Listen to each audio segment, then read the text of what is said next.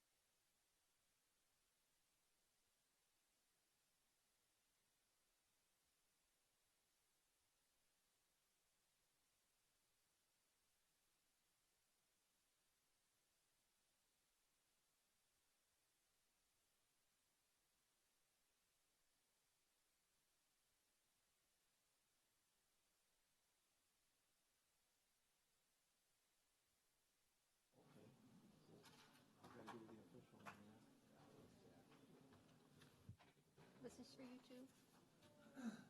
You take that back upstairs, it's all signed, and you can make a copy for us. Thank you.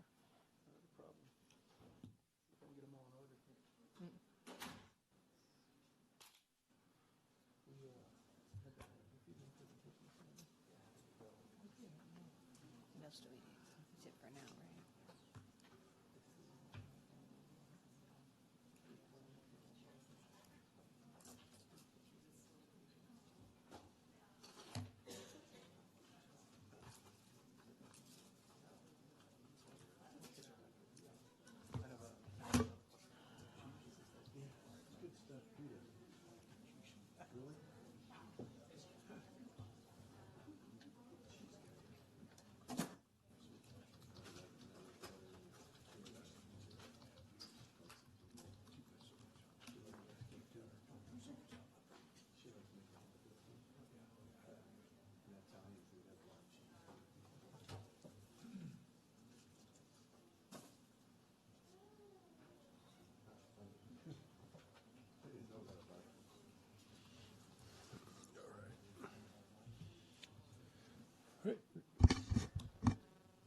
Good morning. Good morning, ladies and gentlemen. Welcome to a regular meeting of the Madera County Board of Supervisors. Today is Tuesday, May 21st. The time is 10:05. We just got back from closed session. County Council, is there anything to report out of closed session? There are no reportable actions from today's closed session. Great. So I'll call this meeting to order. And we'll open and close in the memory of, does anyone have anybody? I do. I got one. I guess it's working here. My cousin Fred Simlinger, who was born and raised in Orange Cove, 91 years old, passed away a week and a half ago now. And he just had put his wife in a convalescent home and got his two sons and daughter all worked up and, set up and everything, take care of his wife. And he decided just to end it. And it's just a shame. At 91, he was a veteran. And at 90, they gave him a big party. The veterans did and everything, had a great military funeral. So he was a pilot, too, for United Airlines for like 30, 40 years. So great guy. And I have one, Ann Collins. Ann worked for the Madera County Office of Education for years and years. She was my mom's administrative assistant, just a wonderful, wonderful woman, was like family. And I know it's been hard for my mom and her daughter Brooke. And son Benton, and so just want to keep Brooke, her family, and Benton, his family, in our prayers, and she's in a much better place now. Yep. All right, so we'll do the invocation, and it's Pastor Tim McGraw from the Yosemite Christian Center. And Jerry, will you please lead us in the Pledge of Allegiance?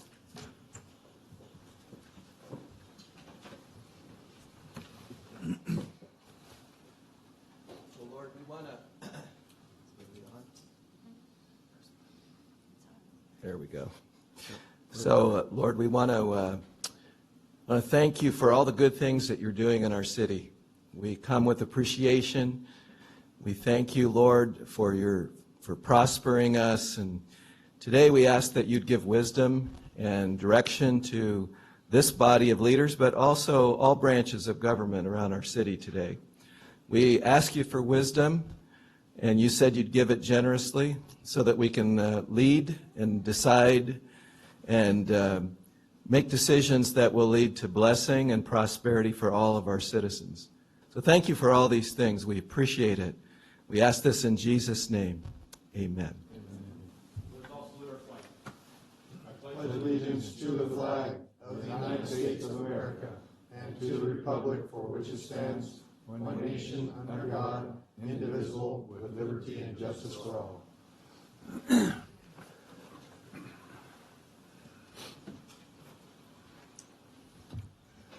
Public comment, Madam Clerk?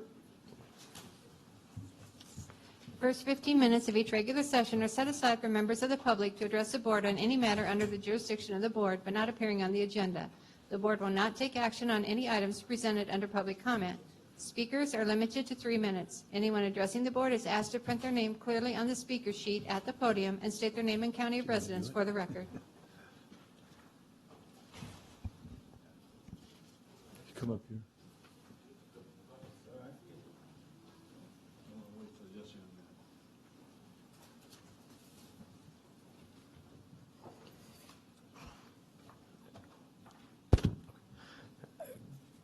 Good morning, Mr. Chairman, Board of Supervisors, Mr. Fleming, and staff. My name is Ryan King, and I'm a deputy with the Madera County Sheriff's Office. I also live in Chowchilla, Madera County.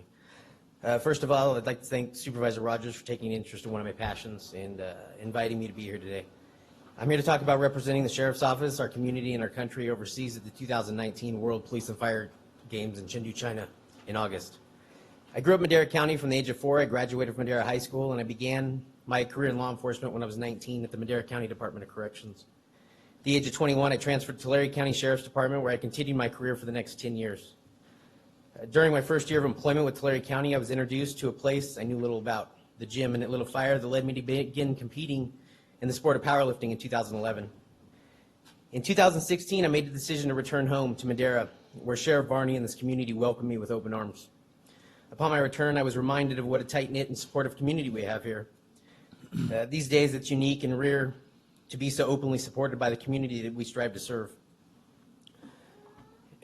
I've really tried to embrace this aspect and give back to my community when I can by attending community events and participating in the Madera South High School Law Enforcement Program, where I mentor students who are interested in choosing the same career path I have. I also try to raise students' awareness of the importance of physical fitness and extend to anyone I can an invitation to visit our gym and Forge Strength System in Chowchilla. In 2017, it was my privilege to represent our community in the Madera County Sheriff's Office at the United States Police and Fire Championships, where I received a gold medal and set the national records for the push-pull event.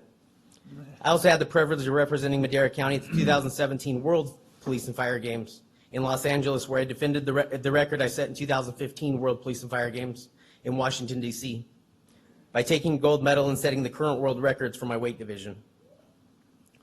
In 2018, at the 2018 United States Police and Fire Championships was a highlight of my lifting career, where I successfully bench pressed 451 pounds and deadlifted 705 pounds, weighing in at 205 pounds.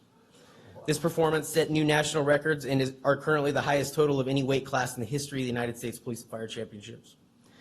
This year, I continue to train harder than ever, as I know competition in Chengdu, China will be world-class. However, I believe my hard work and dedication will earn victory once again, and I will bring a gold medal back home to Madera County. To date, I've personally paid all expenses associated with competing in all of the police and fire game events. However, the costs associated with representing my department in Chengdu, China are higher than any other competition. For this reason, I'm seeking financial support to cover the costs of airfare, transportation, meals, lodging, and competition fees in the duration of the World Game, for the duration of the World Games. A GoFundMe account entitled 2019 World Police and Fire Games is being set up for such donations. I would greatly appreciate the support of my community, and thank you for the opportunity to share my experience and represent our community overseas. Thank you all for your time. What was the GoFundMe? Ryan, What was the GoFundMe? you looking for the GoFundMe? Oh, it's the 2019 World Police and Fire Games is what it's entitled. And that goes to you? To you, Yes. or Okay. Yeah. you put your name on it, or It should have it'll have a picture and name and as 219? 2019 World Police and Fire Games. Right, and I just want to say how proud we are. You know, Madera County has so many firsts. We have the world champion robotics team. We have the world champion right here. He's going to be the world champion, I know it, in the police and fire games. And we're just so proud to have people like this to represent our community well, reflect on our community in such a positive way, and put us on the map of great things. So, by the way, Chowchilla just won the Valley Championships in baseball the other day, so we're real proud of them too. So we're gonna have them come before us, but this is amazing. And Thank you, I appreciate it. yeah, we're very proud of you, and I pledge my support to you financially and personally. So I'm going to be writing the check myself, and it sounds like others are as well. Well, I really appreciate that. Thank you. You saw how quickly Matt Angel got out of your way to concede his time Yeah. to the microphone. I wouldn't want to tangle with him. He's You want- 400 and how much? 51 pounds, sir. 451 pounds. Wow. 705 deadlift. Wow. Well, I'm hoping for a 470 and 750 this year, so we'll see. Wow. That's like Amazing. you bench pressing Rob and I. Man, That's amazing, man. I'm great job, Ryan. Yeah. Well, I have a lot of fun doing it, and you meet a lot of good people, and you know I've actually built relationships with people in Mongolia and All over the world. things like huh? that, you know, from going to these things. So it's really a lot of fun. Well, you reflect well, not only in your lifting, but your spirit, your attitude as an SO, a deputy SO, and we're real proud to have you in our county. Thank you. I try. I appreciate it. Proud Thank to you. have you in District 2.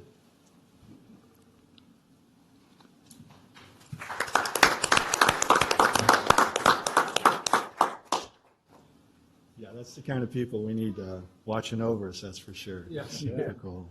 So my name is Matt Angel. I'm a director at the Madera, now Chowchilla RCD. I wanted to come up and thank you for supporting us in the merger. What that really does is it brings the old Chowchilla Red Top Resource Conservation District and Madera Resource Conservation District together as a valley unit. That's really important with the issues that we have going on with SGMA, water quality and soil health. So you guys, you supported us through LAFCO, and so I just wanted to thank you for that. RCD basically is an arm to the NRCS, which watches over and helps incentivize and work with not just growers, but urban communities, municipalities, just natural resource. So what we're doing is, with this merger, is our focus will be on water management, healthy soils. We've written a blueprint that I've got here, and what we've done is we've just hired an executive director, kind of on a faith. Our Madera RCD has kind of been in limbo for almost 30 years. And it's pretty exciting to see what's going on. We took the money that basically the guys had put together 30 years ago. We had an account, and we hired an executive director. We've got a 90-day run. And really, it's like any organization, it's about cash flow. So we're looking at a fee for service, to get us going. We'll look at grants, but our 3-month plan basically is to revitalize and enhance the Madera Chowchilla RCD, develop innovative technology and practices to help our growers and our community. What our idea is to basically help with the regulatory pressures that people feel. So in our county, we have something called nitrogen ground management. What we'd like to do is have technical expertise in that. So our RCD, basically through this fee for service, would try to, and when I say try to, is put 2 people or 3 people in place where we literally would start helping growers write their management plan on nitrogen management, which will lead itself to water management, which will lead to healthy soils. And healthy soils is really what I think what people see worldwide. And we hired a young lady, and as it turns out, it's my sister. She is an environmental lawyer, spent 15 years in D.C. And bottom line, her take on this is that through the environmental community is that they think that agriculture is the only connection to solve climate change. And that's due through carbon farming. So it's our directive to get our growers educated and put technology in place to make those changes. So I wanted to come here, make an introduction. Thank you for helping us be a part of that and get us through that process, and we're ready to go to work. Yeah, and also, I think you need to state your name and county. Oh, We know. I'm sorry. Yeah, we know. I think I started you I know off. you. Yeah, everyone knows you, but I think for the record. Yeah, it's Matt Angel. Yeah.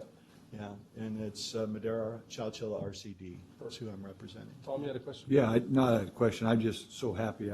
I was on the Coarse Coal Resource Conservation District for years, chairman of it for years, and I was also Region 9 chairman too for a few Yes. years, and we always were trying to get Madera to step up, and like you said, 30 years they haven't done them. They've been kind of just insolvent. They've been there, but not doing things. And I'm on LAFCO, me and Max, and when it came up that you guys were joining each other, and Jeannie and everybody got a hold of me and told me what you were doing, I thought it was one of the best things that could happen for the valley down here, because Red Top's always been 100% going Pretty active. 25 miles an hour, you know. Yeah. So putting together like that is really a good thing, and it's amazing what they can do. And we actually, the RCDs, I shouldn't say we no more, 'cause I can't. When I got elected, they had to kick me off because I can't be on two government entities at the same time. But I fought it for a long time, but Sacramento ruled me ineligible. So. But we actually, about half of them across the United States actually tax the public, you know, for their funding. And they don't, and we don't up there, but a lot of them in California do too. But we have to go out after grants and everything, out tax fees for service stuff. So anything I can do to help you, let me know, and I'll be there to help you, because it's so important to these RCDs for our communities. So Well, I am thank you, gonna- Matt, for doing it. I just. Yeah, thank you. I will reach out to everyone personally, because it is going to be important. And obviously, you know, it's like anything, you're trying to get, you know, fund yourself. But really, a lot of times it's innovation and understanding what the requirements and needs are, Right, so. and being a government entity too, that we appoint these positions, I think they could have use of our grant writer too, couldn't they? That would be a board, a board decision. Yeah. I mean, Can't make it right now. no, We we can't make can't it now, now, but I think that we could work on that. Would you do that for us? Yes, That'd be absolutely, amazing. because Yeah. I think it's important, so. Yeah. David, you had something? Yeah, I wanted to just, thank Matt for stepping up, and I know Jack Fry's been involved with Red Top RCD for years and years and years, Conservation District, and I think he's stepping down, or He's going to be an associate director. Associate director. Yeah, okay. Yeah, Jack's So- never going to step down. Yeah, I don't No. think he'll ever be out of it. No way. He's being honored as senior farmer this, what is it, Thursday night?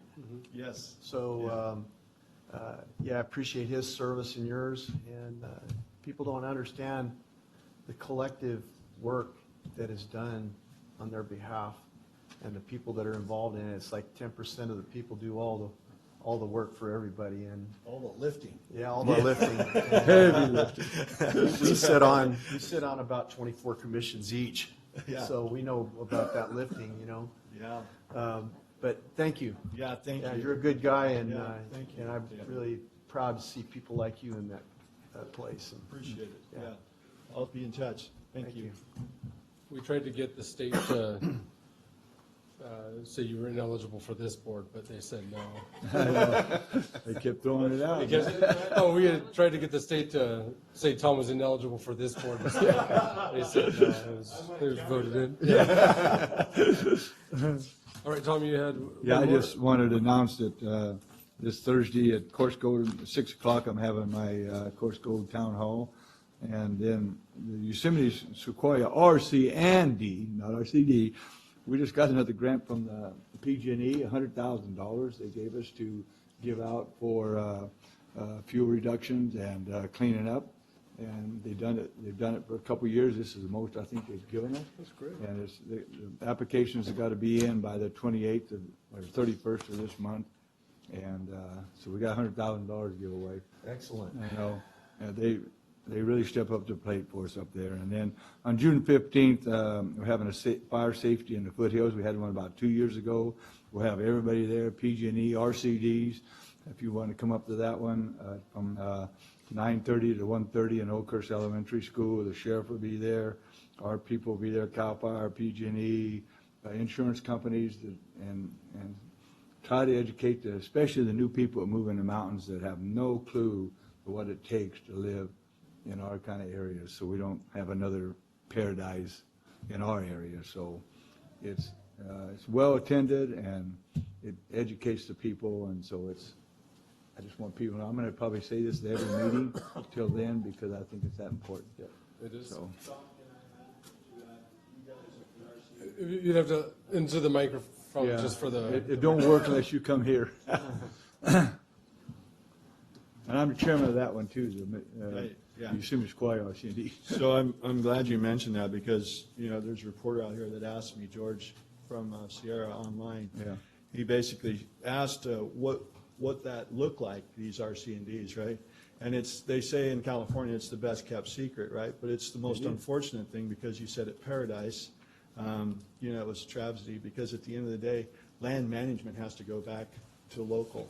And that's what you guys have been RCDs are doing. about. Yeah, that's what it's about. And I think that if I had to request one thing from any of you is that how do we get that word out? And the one thing that you've done, Tom, at the RC&D, you guys have implemented some amazing practices that fit tree mortality, that help farming, that in cooperation, really I think the end game for us by taking on this regulatory pressure is that we really should be taking those regulations, food safety, nitrogen management, water management, and spinning it so that it works for all California. Exactly. Right? So that we all are collectively going down the road, whether it be the Silicon Valley, the Central Valley, farming, urbanization, whatever it is, forestry. It all comes under It all comes, and to your point, you guys have done an amazing job, but I would task, although all of you sit on a lot of boards, the seriousness of, whether you believe in climate change, climate does change it. I mean, it's never rained this much before, you know what I mean? So we've got that. Go ahead, Tom. No, I just kidding you. I said, what's that name? Climate change? Yeah. But no, we worked hand in hand with Red Top. I mean, we go to both each other's meetings over all the years. And that's the reason I say we always wanted Madera to step up because what we do up there affects so much down here that people do not realize, whether it's water, sedimentation, Yes. trees, forests. Yes. I mean, it all goes hand in hand. So I agree with you, whether you believe it's man-made or a natural, whatever it is, we deal with it. We're not going to debate climate change Yeah. today. No, and to that point, David, carbon sequestration actually does change what we're doing. Right. And forestry and agriculture are our only place Hand in for it. hand. So, Thank you, man. again, thank you. Right. Yeah.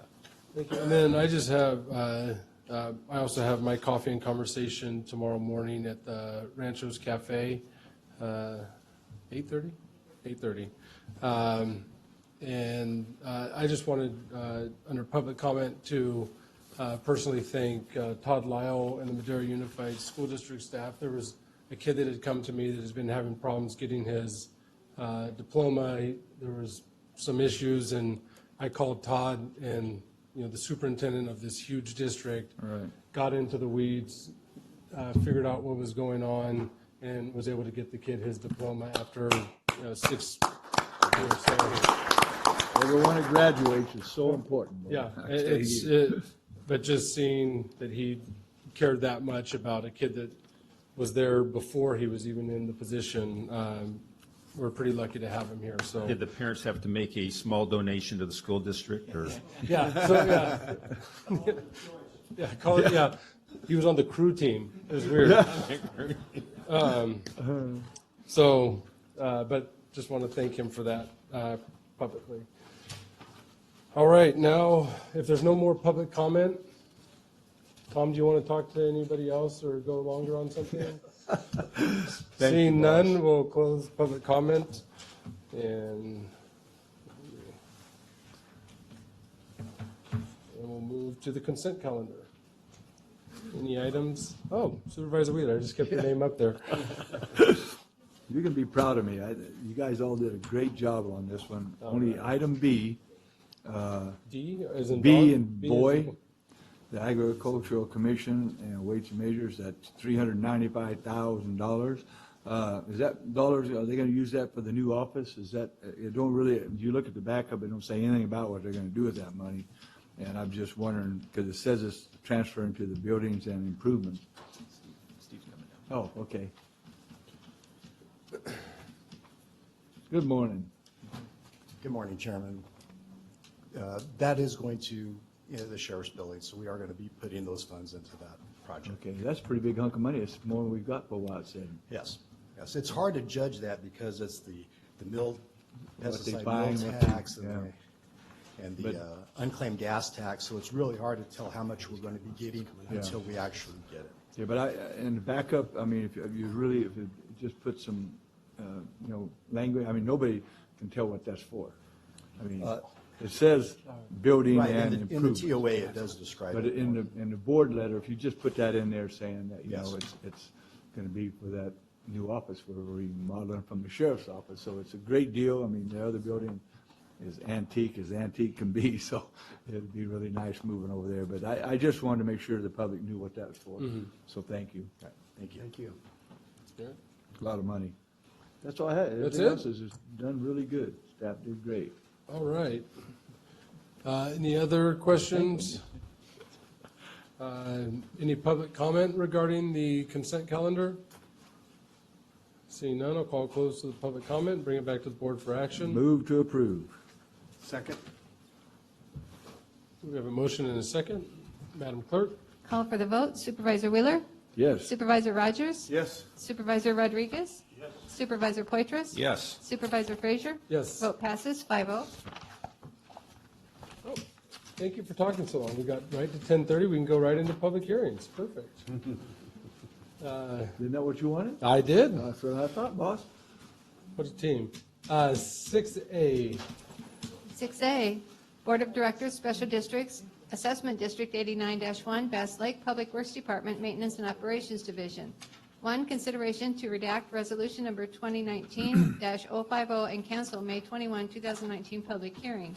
2, consideration to adopt a resolution fixing the time and place for public hearing for continuation of a special assessment for road maintenance purposes for Assessment District number 89-1, Pines Tract, Bass Lake, for fiscal years 2019 to 2020.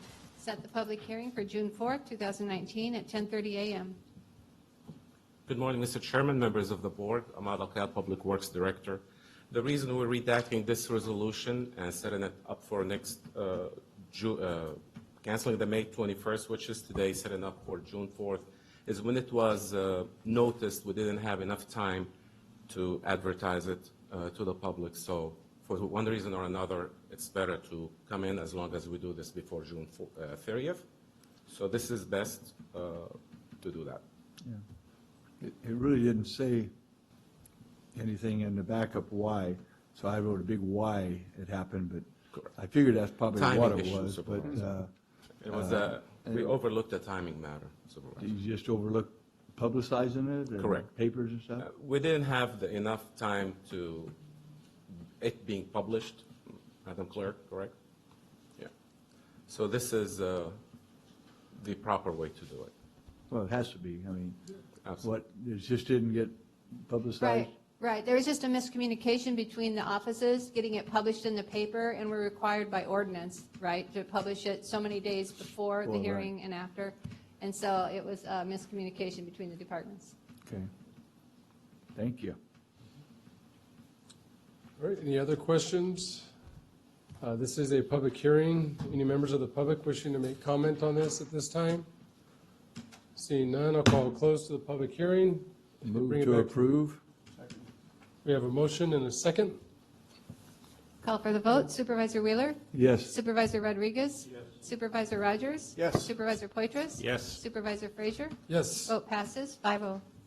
County Council, to move 7H to 6B, do we need to vote to move that into public hearings, or is that just able to move You're- around? You're able to move it around. Okay, The important part is just conducting the public hearing, opening it and closing it. okay. Do So you need a motion? No, so we'll move 7H to 6B as we did earlier.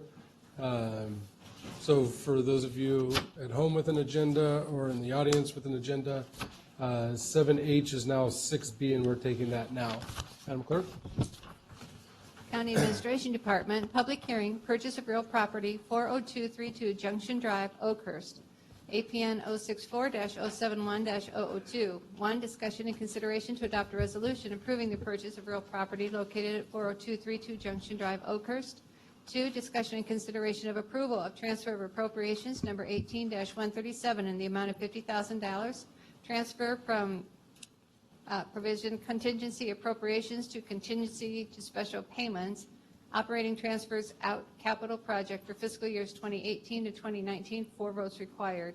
3, discussion and consideration of approval of receipt of unanticipated revenue number 18-138 in the amount of $50,000 derived from Oakhurst Satellite Government Center, operating transfers in to be appropriated to land, 4 votes required.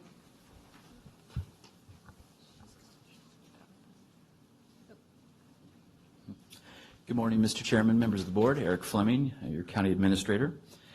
In the board-adopted capital improvement plan, it outlines the need for a satellite government center in Oakhurst. That was more than likely going to be a few years out, but we were presented with a unique opportunity. An existing building came to our attention, whereas we had planned for new construction. And when we looked at what we were estimating for the cost of new construction in today's dollars, it would have been around $7 million to construct a new government center. The building that was brought to our attention was considerably less than that, a fraction of that. So we're here today to present that building to your board and for your consideration to purchase. So with that, we'll get into the details of the building.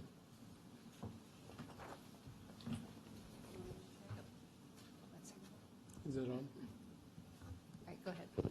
Good morning, Mr. Chairman, members of the board. Maria Miranda with General Services. I'm here with Jorge Mendoza, our Capital Projects Manager. The property before you is located at 40232 Junction Drive in Oakhurst. It is the former Oakhurst Medical Group building. It's approximately 13,383 square feet on 1.62 acres and was built in 1996. It's broken into multiple suites with multiple lobbies, which makes it suitable for various county departments and consolidation of services at this building. There are 2 tenants currently in the building, Fogg, Maxwell, and Lanier, as well as San Joaquin Rehabilitation Hospital. The building is located less than 1 mile from the county campus where the sheriff's substation and fire station are located. The terms of purchase include a purchase price of $1,865,000. Escrow will be held with Chicago Title. Escrow fees will be split 50-50, and the seller will pay for title insurance. Additionally, we have built-in contingencies for financing, so we must obtain financing prior to closing escrow, and that all testing and property inspections come back satisfactory for the county.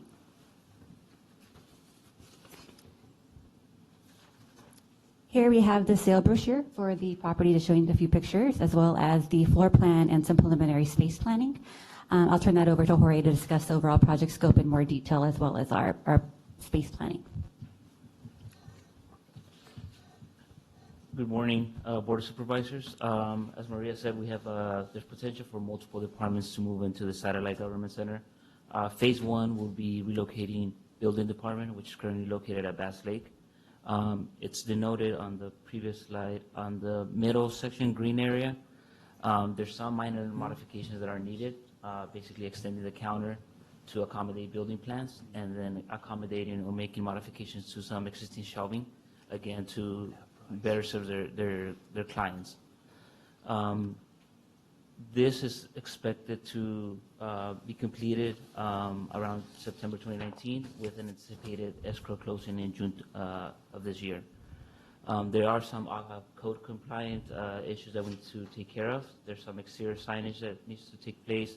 Some of the existing accessible stalls are not up to code, current code, so there's some necessary things that we need to take care of before we move in and occupy. Some of the future phases that are anticipated are the courts moving in, and that's noted in the potentially in the light green on the left corner, or the pink area also on the left corner. There's potential to have a county conference room to have host community meetings or county meetings. The top right corner is anticipated. We walked with public health and DSS departments last week, I believe, and that's kind of with some minor improvements. It better serves their needs. Their current lease ends in 2022. There are some, if we choose to, or if they choose to terminate the lease early, there is some, I think approximately right now, if they choose their current lease, it's approximately $20,000 to terminate that lease and then move in, if we choose to do so prior to 2022. There's also potential for county clerk to move in and have space in that new building and install a voter ballot box.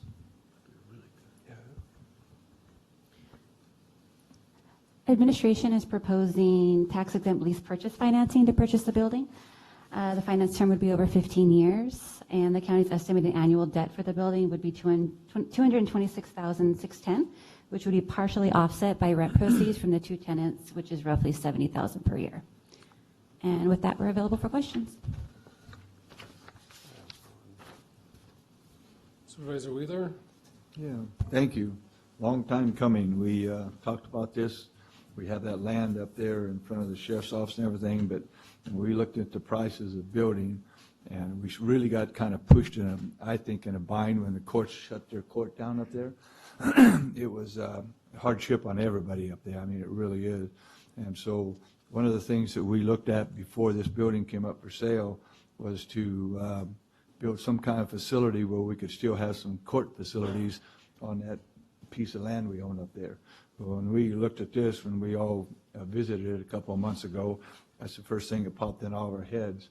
Maybe we can get the court to look at that. 'Cause one of the things, if you remember, when they shut it down, was their problem up there at Bass Lake was that cars could drive through the walls and get to the judges, or to whoever they wanted to get. And that's one of the new requirements the state laws require. So this building really alleviates that. It's set up high enough that if a car drives in that, it's a Jeep. I mean, it's a tank. So I think we now can start negotiating with the courts again.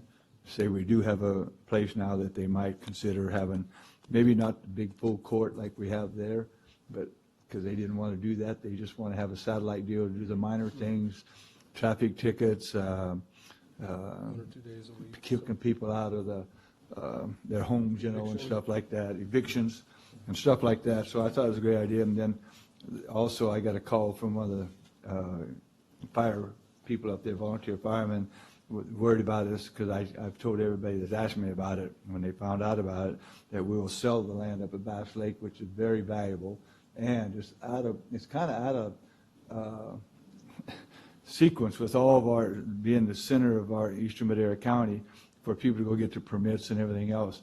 If it's snowing and stuff, people just don't go up there. And so now this will be down in Oakhurst where they always keep the roads open no matter what. So we can cut off that, being a county government entity like we are, we can split that piece of property and keep the firehouse there. So they still have the firehouse, which is a newer one, you know, and it's in pretty good shape, and sell that building and then just have to work out a deal with the Sierra Ambulance who leases that property for us with the ambulance up there, and figure out if they want to move it over by the firehouse or whatever they want to do, or maybe whoever buys it will let them stay there too. But that will offset a lot of this cost because the land up there is worth a lot more than land down in Oakhurst. So guarantee you that. So it's just a win-win situation. See what if I got on my thing. And the convenience for our people up there to go get permits and everything else they do in that particular building up there would be so much greater. It's not funny. And I just and we got a deal that, and it's so close to our campus, like Eric and Maria said. So it at first I was a little hesitant because I knew we had that land up there. But we're going to keep growing. We're not getting smaller. There's no way. There's more people and less land every day. So that piece of property we have in front of the sheriff's office, who knows? It might be a social service building someday or something. But that day will come when it comes. But right now, this is a giant step, I think, for Madera County, and especially Eastern Madera County. Supervisor Rogers? Yeah, I'm just thinking about how the location makes so much more sense than where we were at before. It makes a lot of sense to have that in the center of the population region. And I've probably asked this before during preliminaries, but the partitioning on the inside, I know it's pretty cut up, but that can be adjusted pretty easily. Those are not load-bearing partitions. We haven't really looked at the actual structure. We do have access to the building plans. Anything can be done, but. Anything could be Yeah. done. I was just Typically- asking for simplicity, on that. Yeah, on that. It is, I so looked at it pretty close, there's just, Yeah. a lot of it's been added on. so- Yeah, I think it could be done, and you could make if you needed to, make an open space. Correct. Much more open. Yeah, typically so- right now, costs for renovations are going around 160 a square foot, so Yeah, we're not modifying everything initially. Right, There's right. going to be some, just as we need. correct. Yeah, and it looks like it's already set up for possibilities of public health services. Correct. And mental health services as well would be pretty easily adapted. And anything else from that point just requires office space and it's pretty adaptable. So I think it's a really nice looking building. Just to point to an organization that did the same thing that I'm a part of, and that's the Regional Health Authority, part of the Kings, Madera, and Fresno Regional Health Authority. And at one point, we purchased a building that's leased out by HealthNet and several other commercial operations, and it kind of surrounds health. But the bottom line was that we're in a positive cash flow situation, and the property value accelerated, and we're in a much better position than if we would have been leasing all this time. Right. Well, we're leasing all the other places now up there. so- Yeah, and the money goes right back into the system now, rather than, into helping people rather than to occupying space. So I think this is a great model for doing business. Madera County is on that wave, and we have a really good set. I think our facilities are absolutely amazing. The residents of this county should be so grateful for the facilities that we have that serve the public, because they are modern, they are effective, and we definitely are on a good wave there. We're paying decent prices for these things and getting the best bang for our buck.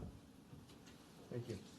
Supervisor Poitras? Thank you, Mr. Chairman. I was just kind of curious, number one, what are the lease payments that we're paying right now, or the social services and public health is paying? They pay you $1.58 a square foot, and that's just a triple net lease, so that doesn't include utilities. What does that translate in as far as Dollars. dollars? How many square feet do they have? yeah. It's A 5 or little more than 6,000. 4,000 square feet. 5 or 6,000 square feet. 5,000 or 6,000? No, it's a little more than 4,000 square Oh, feet. 4. Yeah. I think annualized is about 60,000 for DSS. Okay, and then, For oversight. okay, 60,000, and then public health, do we know? No, to be separate. So I think public health is only about You need to come up to the Come microphone. up to the mic, Yeah. please. Deborah Martinez, Department of Social Services. I believe that our lease payment for the Oker site that we're currently leasing is about $60,000 a year. Our lease is up on 2022. We do have a hurdle that we're currently addressing in that we only have about 15 parking spaces, which is about what we need for staff. So there is always an issue with parking and with the other residents and tenants of the shopping centers that we're surrounding. So this would certainly alleviate some of our problems that we're already having. Because you gotta go in I see there. Sarah is texting somebody to get the exact, Yeah. Our space is about 6,000 a month. so 72,000? Sorry. A year.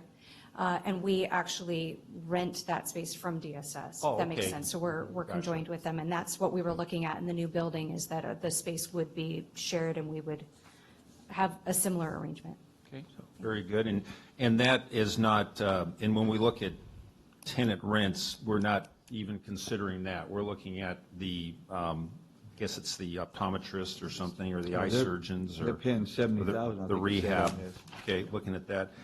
Very good. And the other question I had on the Bass Lake property that we're anticipating selling, is there any rough value in terms of what we believe they could be sold for?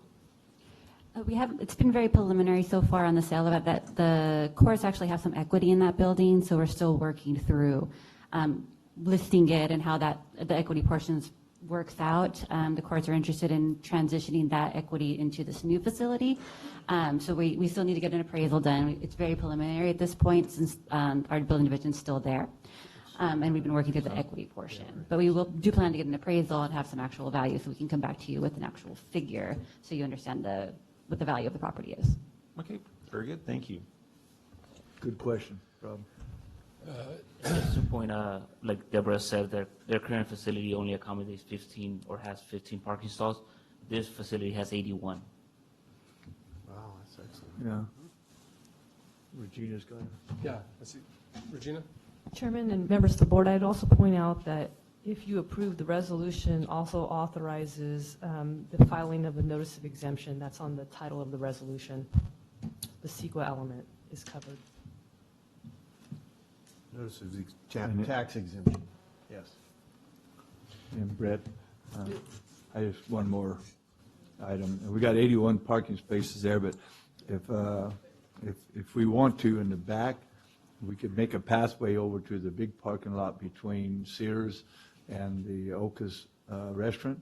It probably has 500 parking spots. I mean, that's where the PG&E does their gathering when they bring all the crews in for redoing the lines, and CAL FIRE uses it many times for the fires. They've even had a circus there, it's so big, and it's right, it borders this property. So parking is going to be really great compared to the other both places where we are right now.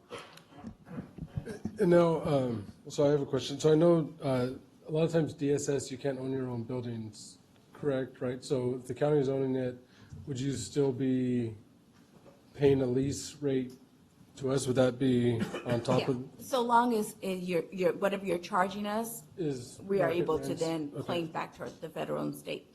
Okay. Right. Beautiful. Yeah, we can't just say subvent it and you're paying $60 million. You gotta be fair and equitable to Yeah. all the different lessees. So it'd be like, assuming it's probably gonna be about a 60,000.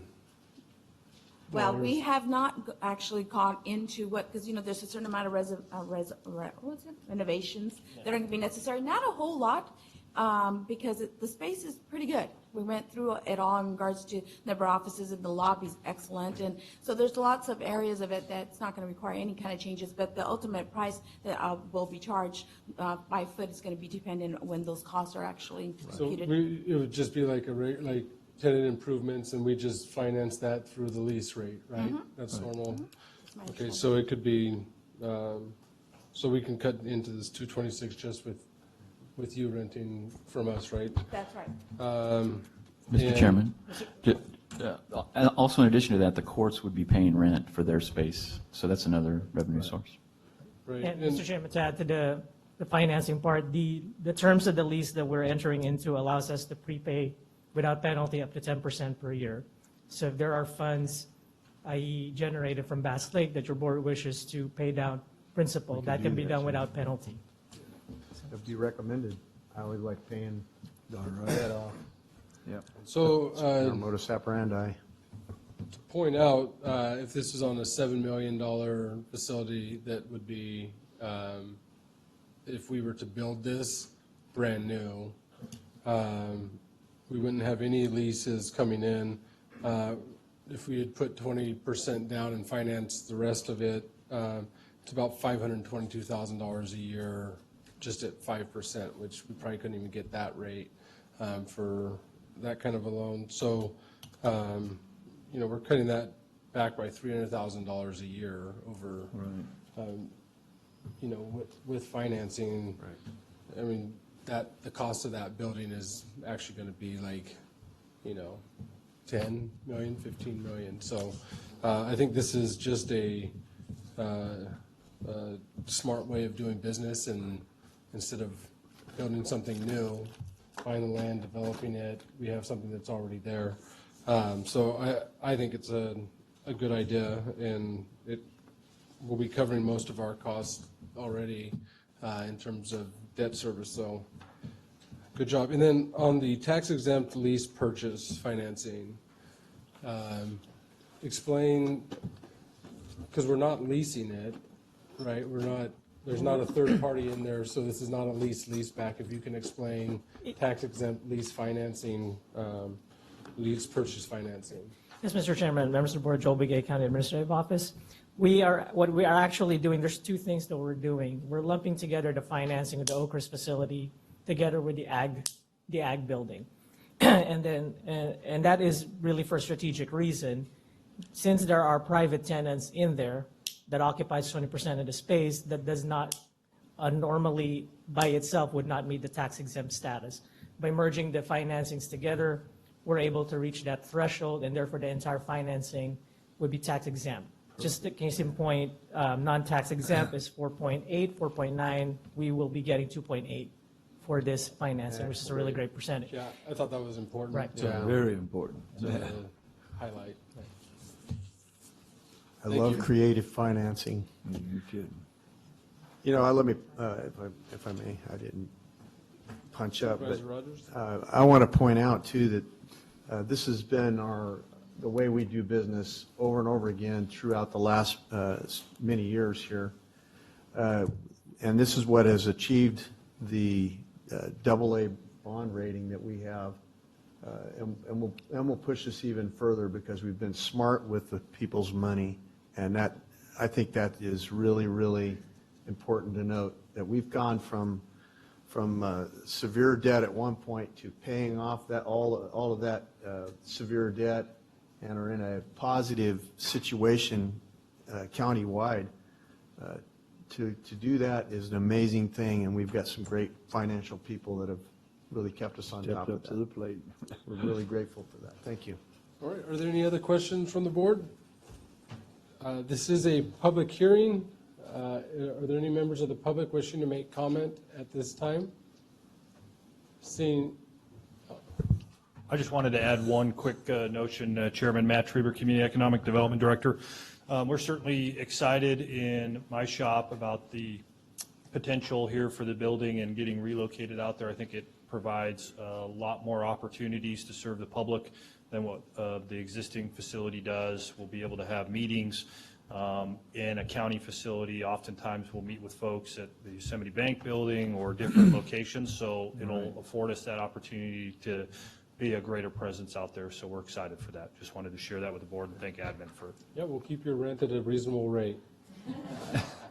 You know, one other thing is that also Wait, hold on, is this public comment? oh, Are there any other members of the public wishing to make comment? Seeing none, I'll call close to the public hearing, bring it back to the One other board for thing is- further discussion. yeah, time for our employees. I mean, that's another 30 minutes less time Yeah. driving and mileage for saving on gas and That's true. polluting our air. That's BMT. I make a motion to approve item 7H 1, 2, 3. I'll second It's the motion. 6B and then. 6D, I'm sorry, 6B. 6B, and boy, 1, 2, and 3, public comment And time. then does that motion have the spelling out the Tax exempt. tax exempt lease Yes. purchase? Yep.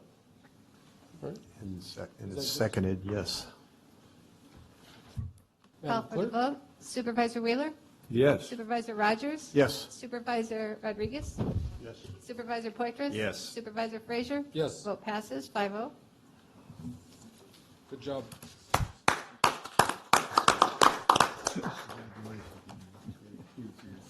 I know. All right. Thank you, staff, very much for that hard work on that. All right. On to public session, 7A. 7A, Social Services Department, presentation of Big Brothers Big Sisters of Central California, Lunch Buddies, and related programs. Good morning again, Chairman Frazier and Board of Supervisors. It's my pleasure to be here to introduce Big Brothers, Big Sisters. Ramon Nunez and Mitzi Moore are here to provide a presentation on what the great work has been done, Big Brothers and Big Sisters, over this last year. Okay. Ramon, Mitzi? Yes, you have. Good morning. Good morning, Chairman Frazier, Board of Supervisors. Thank you so much for having us. So as she introduced us, my name is Mitzi Moore. I'm the program manager for Big Brothers Big Sisters, and this is. Where am I? Oh, here. Good morning. Good morning, Chairman's Board. My name is Ramon Nunez, Big Brothers Big Sisters. So just a presentation on what we're doing so far in the community and talk about our partnership with Department of Social Services. So Big Brothers Big Sisters is a one-to-one mentorship agency. Essentially, we're looking for the youth that are in need in our communities, and we find caring volunteers, whether they're adults or whether they're high school students, and we help identify what their potential is and defend it. We most recently celebrated our 50th anniversary in the city, well, in the Central Valley, so we're really excited about that. And we've been an agency as a whole for over 100 years, so very, very excited to serve this community.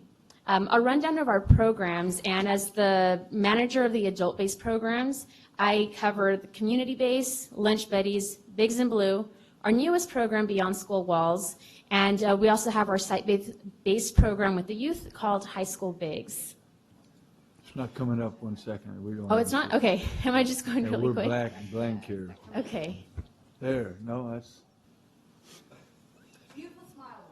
Yeah, exactly. While you're waiting, you brought this before. My wife is president of the school board, elementary school board in Churchill, and you guys cut a ribbon on something just recently. Yes, it's actually tomorrow. Right. So we're really, Well, I really mean, excited. you recently cut ribbon. Oh, to start that. yes, the High School Bigs program. Right, Yes, yes.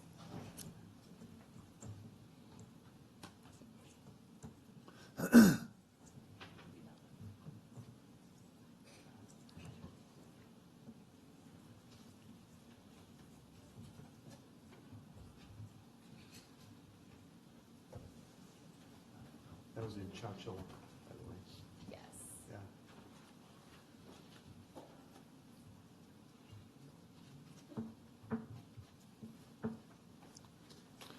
I can keep on talking if Oh, you're yeah, okay that's with it. perfect, yeah. Okay. You were describing things perfectly. Oh, thank you. I'm not sure. I'm pretty sure you don't miss I'm my an face right auditory there. learner anyway, so. Okay, Yeah. perfect. That works. So our community-based program, this is the program that provides the most flexibility, the one that most of our volunteers or anyone in the community would be more accustomed to. This is the one where any adult over the age of 18 with a really big heart, just as all of you, want to give back to the community, and they work with the child on a one-to-one. So the children in these programs are between the ages of 6 and 18. However, if they are in the foster care system, we can serve them up until 21. And we just out of all of our programs, we do want all of our volunteers, parent guardians, and youth to be able to commit to a minimum of 1 year. And we ask for that commitment, although it sounds a little daunting, because we know that nothing worth investing in happens very quickly, which means that because these children have come from some difficult backgrounds in some cases, we need that time for them to change, to begin to open up. And so we need that 1 year to develop that relationship, to foster it, so that they can then become independent and have great self-esteem. So with this program, we ask our volunteers to meet with the youth anywhere between 2 to 4 times a month. The matches are made based off of compatibility, which means that their activities range according to whatever it is that match likes to do, whether it be athletic events, or in my case, my little loves to make slime, so that's kind of what we do twice a month. Our Lunch Buddies program provides great structure for those individuals that have 9-to-5 jobs or 8-to-5 that may not live in the city that they're working in, but still want to give back. So with the Lunch Buddies program, and this is one of our, again, partnerships with DSS, the volunteer will go to the school site of the child, and they'll have lunch with them anywhere between 30 minutes to 45 minutes, however long that lunch period is. This one, because the period of the lunch is a little bit smaller, we do ask for the volunteers to meet the youth for a minimum of 1 week. And the volunteers in this program, a lot of them get to be more involved in the academics of the youth that they're working with because they have the ability to meet teachers and counselors that are also working with the youth. And so yes, this one is, again, 1 year commitment. Oh, perfect. The 1 year commitment for 2 to 4 times a month. Once a week. Now, with our High School Bigs program, this is our only youth-based program, and we have 3 of these programs in Madera.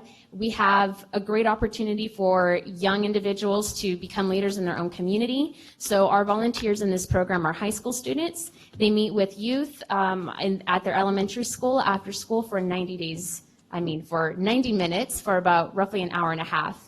And we actually recently, and I don't want to misquote, but I believe this year we gave about 75 scholarships to our high school students ranging from Madera County to Kings County. So a lot of these youth have benefited not only from mentoring themselves, but also from our agency and helping them out with their future endeavors in college. The Bigs in Blue program, this is going to be our 2nd year with this program. This is a combination of our community base, our lunch buddies, because all of our volunteers have a background in law enforcement. And we know that their jobs in public safety sometimes require them to attend to something immediately, and they might not be able to commit to once a week or 2 to 4 or 4 times a month. So we want to make sure that we give them the option to mentor in whatever capacity that they can. And we're actually really excited about Madera County because we currently have the most amount of Bigs and Blue matches in Madera. And this counts with the city of Madera and Chowchilla. And now extending, Chowchilla. I'll talk about the other program in a little bit. Another fun fact, there are several Bigs and Blue programs across the nation. Ours is #1 in the state of California, and we're currently #7 in the United States. And most of those, again, are coming from Madera, so we're really excited of how much our law enforcement has given back in this community. That's even our chief. Yeah. Right? Thank you. Now, Beyond School Walls is our newest program that we're excited to launch. It's the first of its kind here in the Central Valley, and this takes some of a concept of a site-based program, kind of like Lunch Buddies, except we're taking the youth to the volunteers. In this case, our first partnership has been with Valley State Prison, and our ribbon cutting for this program is actually going to be tomorrow. So I will be extending an invitation if you would like to join us. And we chose to go this route with this program because a lot of these individuals from Valley State Prison wanted to get involved, but they were not able to do Lunch Buddies because they couldn't leave the facilities, and a lot of them were not from the area as well. As we know, those that work in prison, some of them come from significantly large areas, but they still wanted to give back. So what this program does is it's still the one-to-one mentorship, but we're really focusing on the academics. And what we come to know from the prison, and not a lot of people are aware, that there's more careers in the prison than just a correctional officer.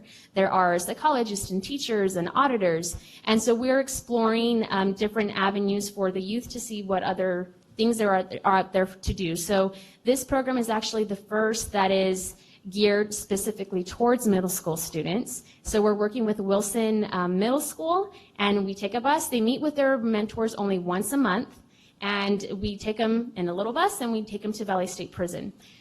They are in the administrative building. They are not in with the inmates. I do have to say, some people get alarmed, like, what are you doing? And their mentors are not inmates. Their mentors are also not correctional officers. Because of the type of security that they have in the facility, they're not able to leave their post. So some of our bigs have been the warden, the deputy chief, warden, our resource community liaison. We have a couple of an auditor and psychologist. And so we actually maxed with our program, and we have 10 volunteers serving. So we're really, really excited. Again, it's the first of its kind. We launched the program last month, and we are going to do the ribbon cutting tomorrow. So we will keep you updated with this program. The youth that we serve, this is very, very important. They are between the ages of 6 to 14 when they come in as inquiries, but they can be in the program up until they're 18, again with foster youth up until they are 21. And these children come predominantly from non-traditional households, which basically means that their biological parents are no longer together.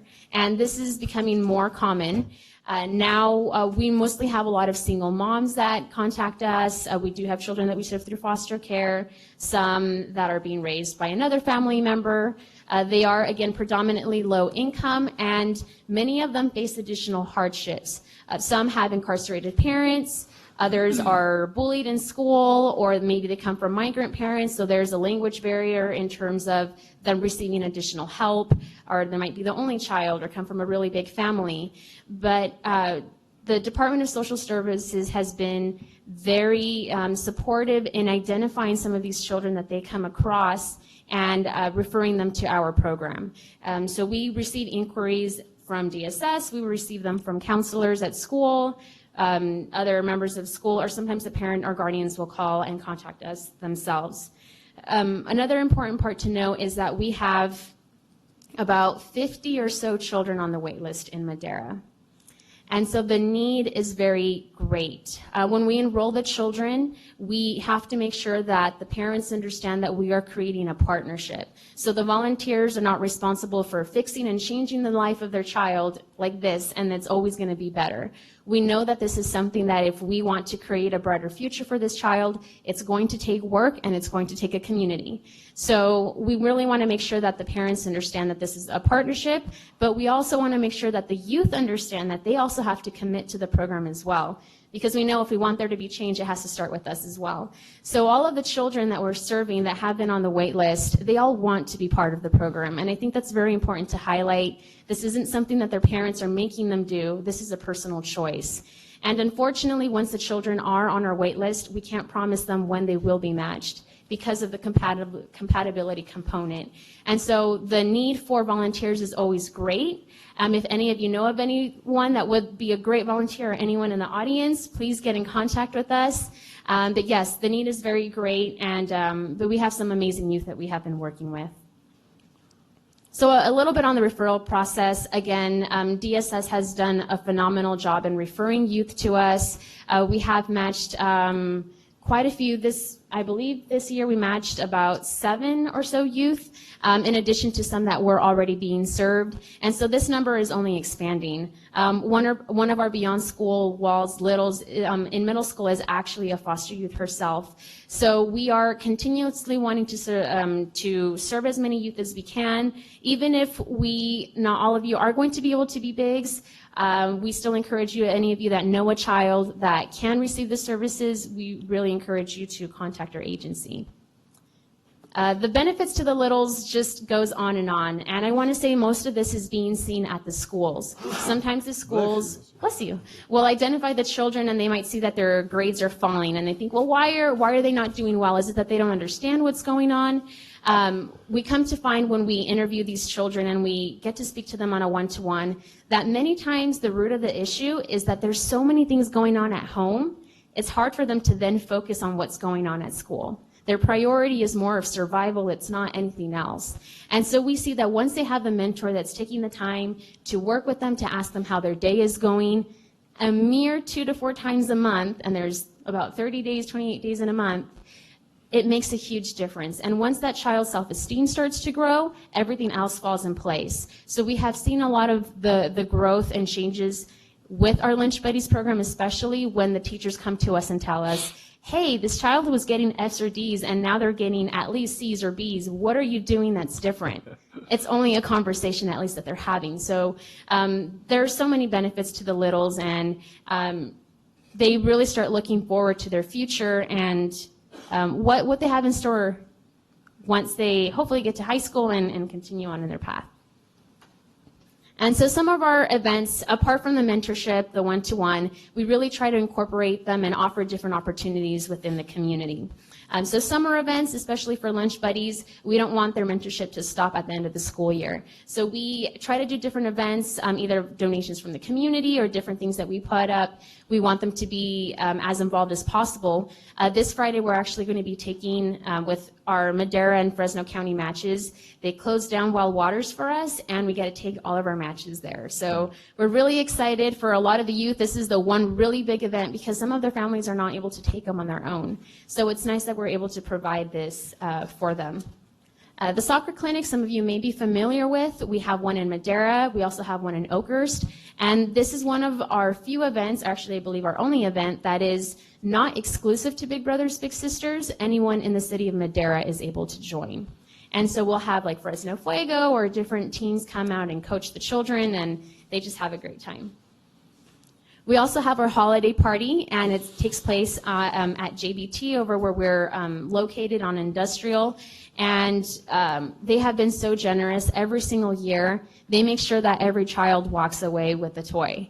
And again, a lot of the families, a lot of parent guardians get very emotional coming to us because they might not be able to provide some of this for their children. And the fact that we have some great partners that are helping to make this possible, it's just amazing.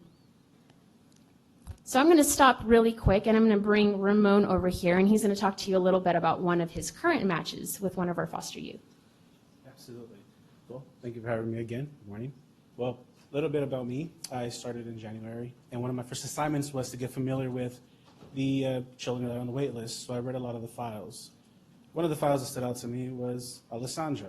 Alessandra is a foster child, and a few months, actually last year, her and her sisters got split up and they're in different homes. Well, you know, for her, she's one of those people that is really active.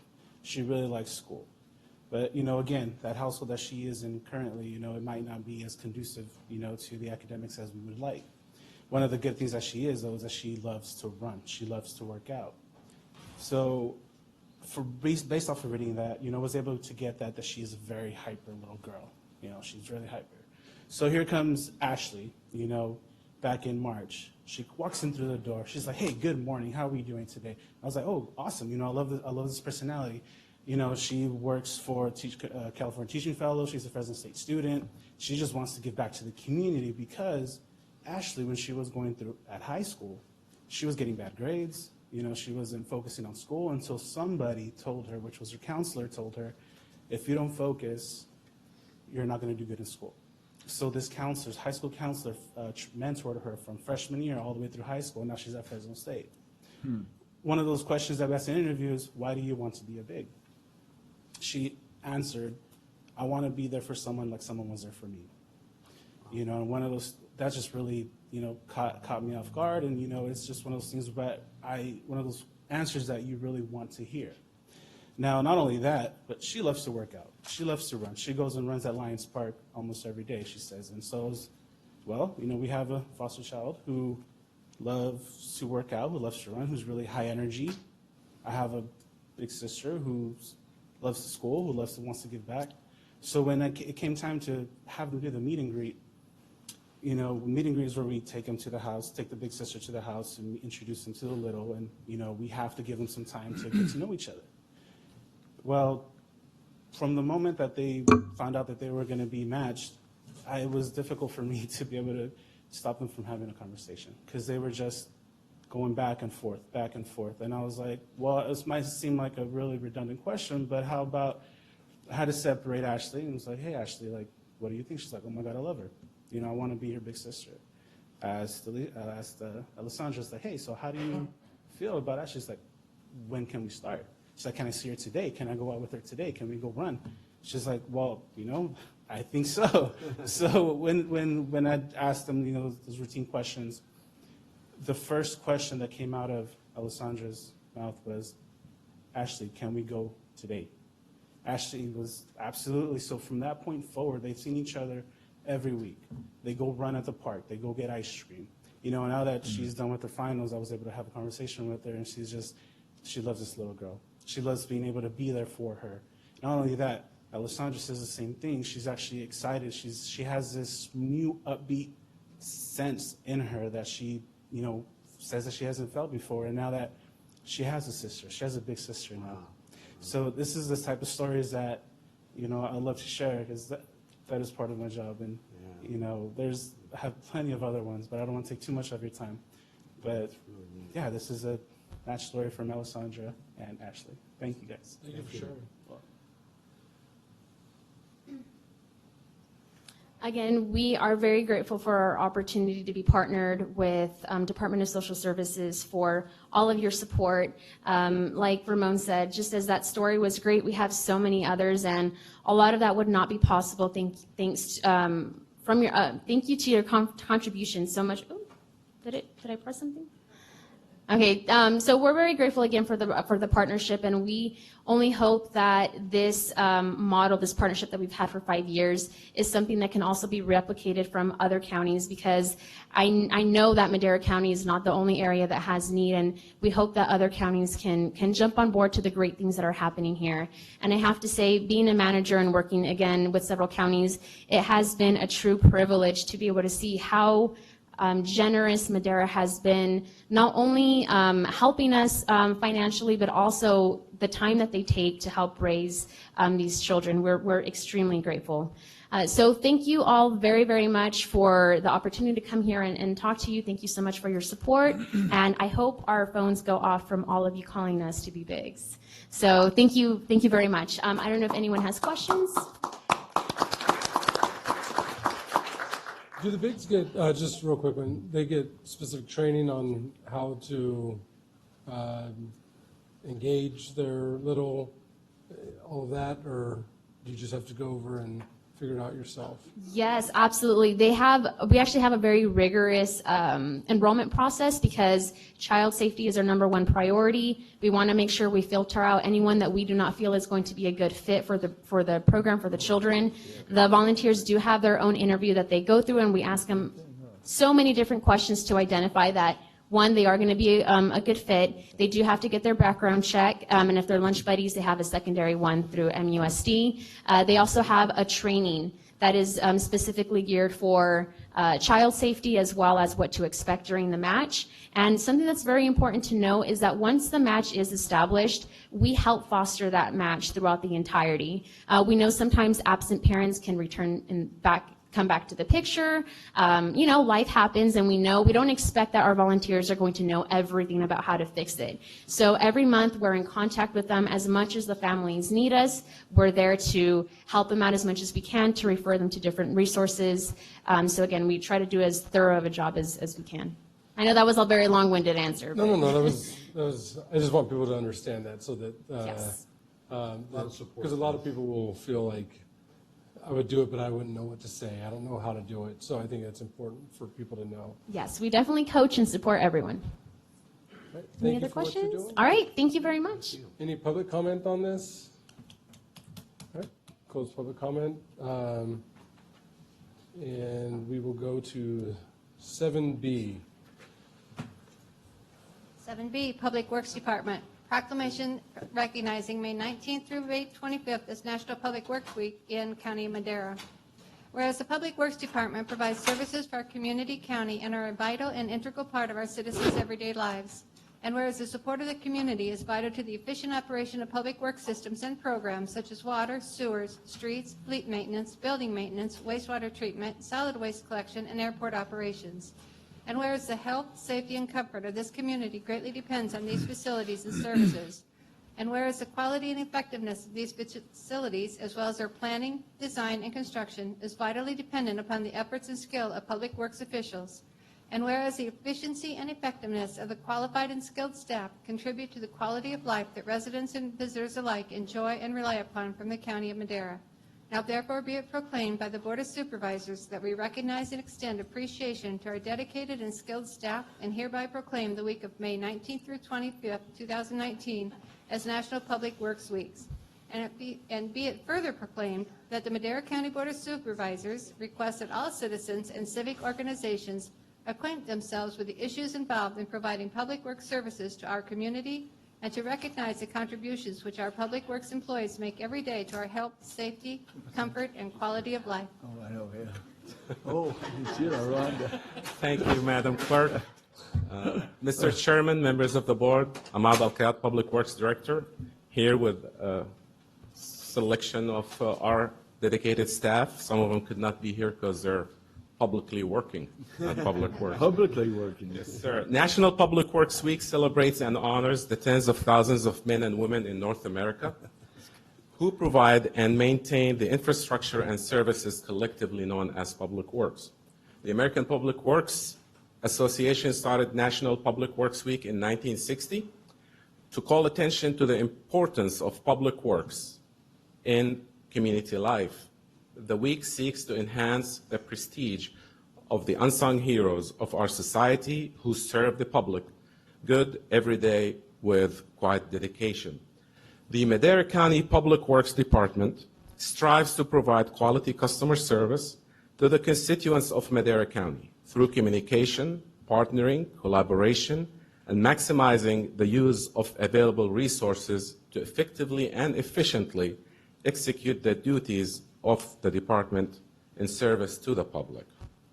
The County of Madera is proud to highlight its efforts through infrastructure improvements and environmental sustainability by managing the necessities of our local community.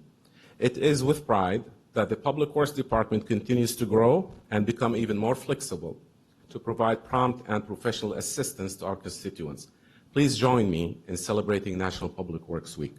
Thank you. In a show of solidarity for Public Works, I actually dyed my hair orange. Yes. For the orange vest, so. And I asked the rest of the board, they didn't do it though. Yes. And this is the annual flyer or poster for Public Works Week for this year. And we have the ones we have up displayed at the Public Works Department. Welcome to come in. Why don't you have a picture of Madera on there instead of New York City? This is Madera in the future. Yeah, they've got, that's not rural funding right there, that's. Not rural funding, definitely. Yeah. All right, I think we have a proclamation that we'll hand, and if everyone wants to come up and we can take a picture.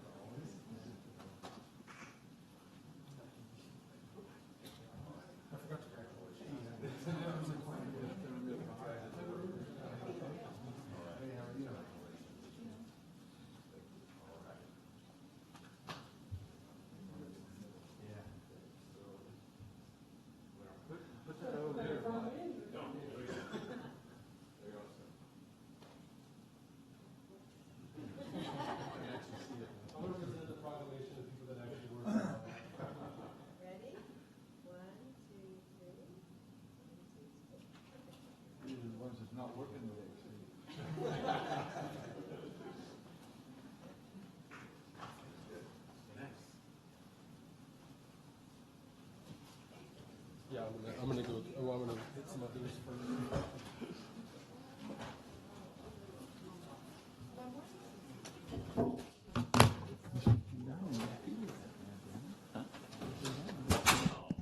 So as I was looking at the agenda, there's some people that need to get on to flights later in there, but I'm going to do anybody that doesn't have to come back here after lunch, I'm going to try and get through those items. So we'll go Corrections Department, so 7C, then I'm going to jump to 7G. Okay. And then we'll go 7J and 7K. 7I had been pulled. All right, so 7C. 7C, Corrections Department, discussion and consideration to adopt a resolution authorizing custodial officers of the Madera County Department of Corrections to perform additional duties authorized pursuant to a recent amendment to Penal Code Section 831.5I1.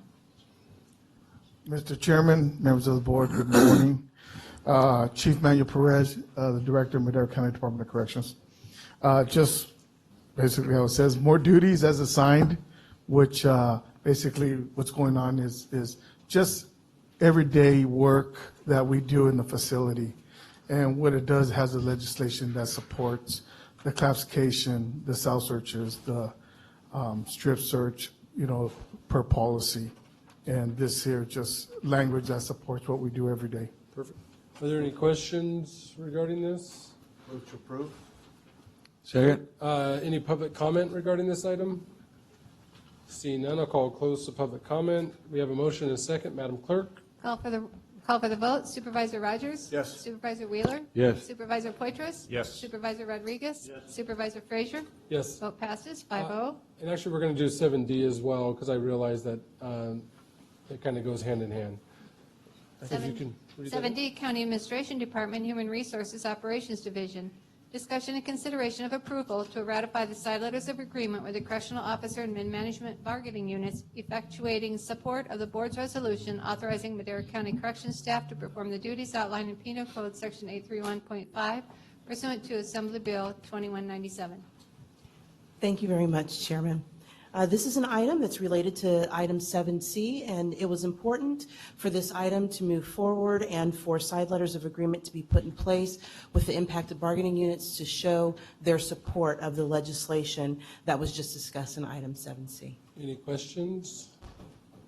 See none. Any public comment? See none, I'll call close to public comment. Move to approve. Second. We have a motion and a second. Madam Clerk? Call for the vote. Supervisor Rogers? Yes. Supervisor Rodriguez? Supervisor Wheeler? Yes. Supervisor Poitras? Yes. Supervisor Frazier? Yes. Vote passes 5-0. All right, 7G. And do you have to read all of it? No. Okay.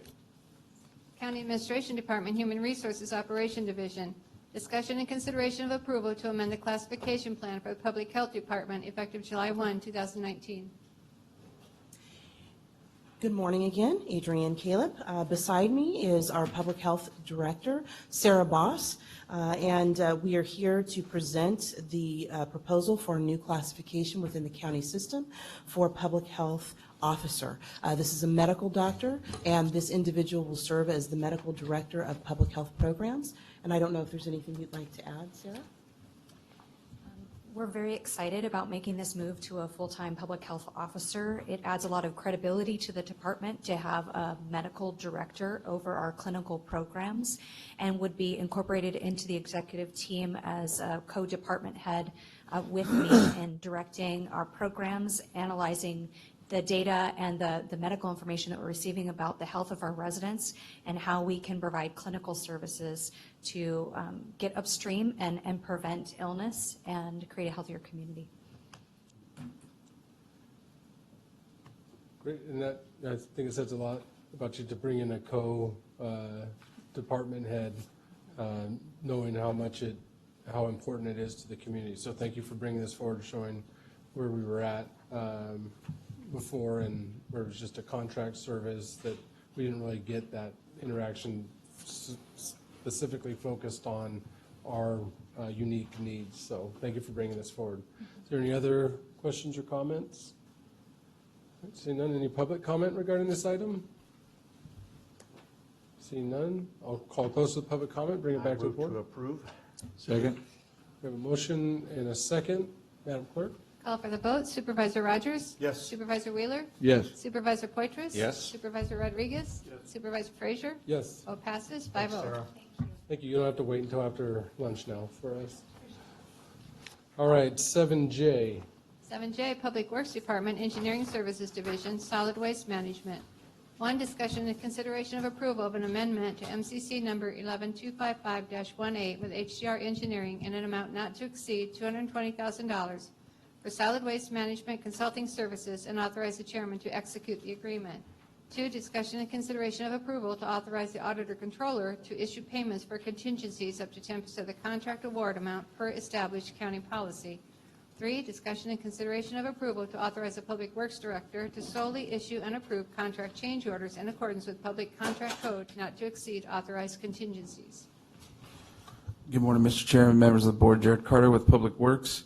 This item before you is an amendment to a contract that we have with HDR Engineering Services, who is a consultant who assists us with our solid waste management program. This amendment is essentially to amend the budget amounts for this contract.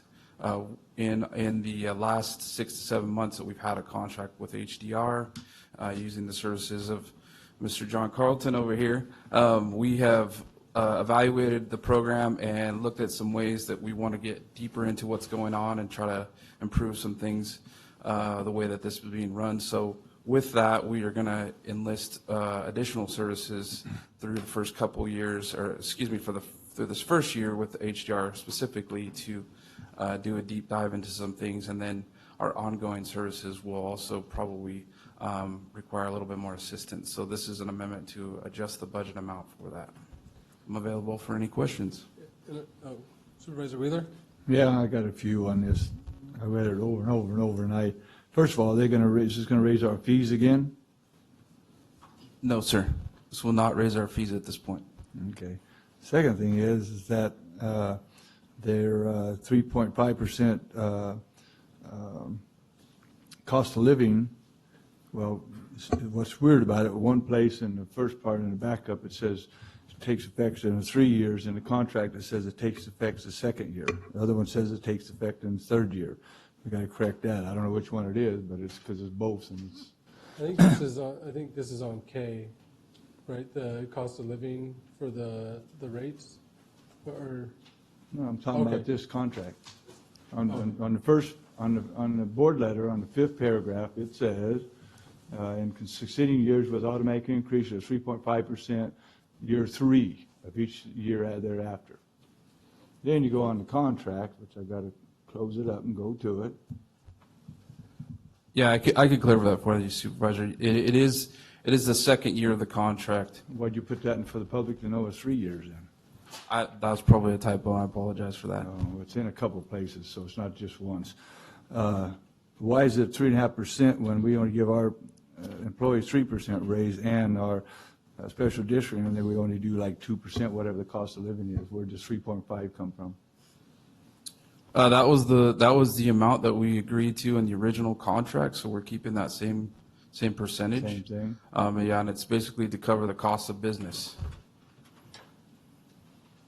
And then, let's see, I got a bunch of notes here, so I read it a couple times, I couldn't figure out some of it, so. The lump sum pays, that means they get paid ahead of time? No, sir, that doesn't mean that they get paid ahead of time. It just means that those are the maximum amounts that we would pay for those services under those tasks. Lump sum, then and then the next two are reimbursable? Correct. And so those get charged to us by whatever the cost of that service is. And so those amounts are actually maximum amounts as well, but we don't necessarily just pay that amount for those services directly. And the last line says lump sum fees and reimbursable fee will be escalate 3.5% annually year 2. It says that there too. So which is correct? 3 or 2? I believe it.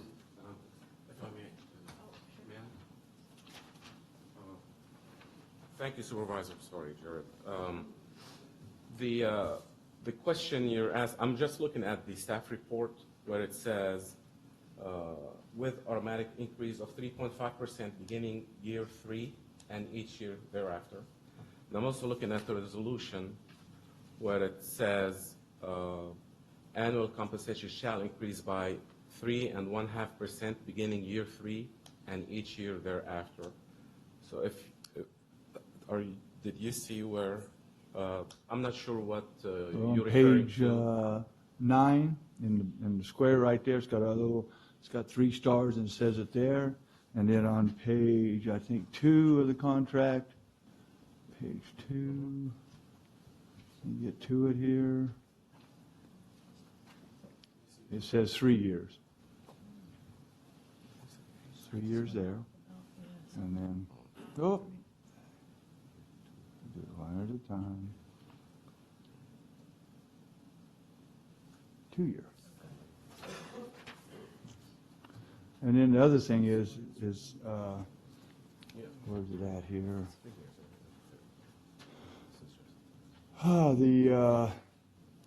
I don't know how many of these, there's 1, 2, 3, 4, 5, 6, 7, 8 people. 8 people working here, and they start out, as John, at $325 an hour, and the bottom one is $130 an hour. They don't have nobody that works cheap, I guess, and I don't understand why we're paying that kind of money for some of these lower positions that, I mean, coordinator, accountant, planner, engineer, manager, professional, director. I mean, it really seems excessive to me. We don't even pay lawyers some of that much kind of money. It just seems like it's high to me.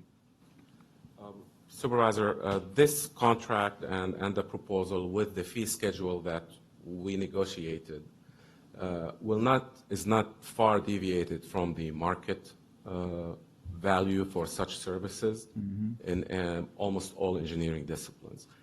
This here is also a more specialized discipline, and it will always be looked at in continuous basis. For example, part of this amendment is just one task that's 6 weeks or so long, which is why the contract amount went over, is because we are at Public Works in the Engineering Division and in the Solid Waste Management, we're trying to improvise our staffing level to meet regulatory and oversight of our consultants and contractors at the landfill and the hauling franchises.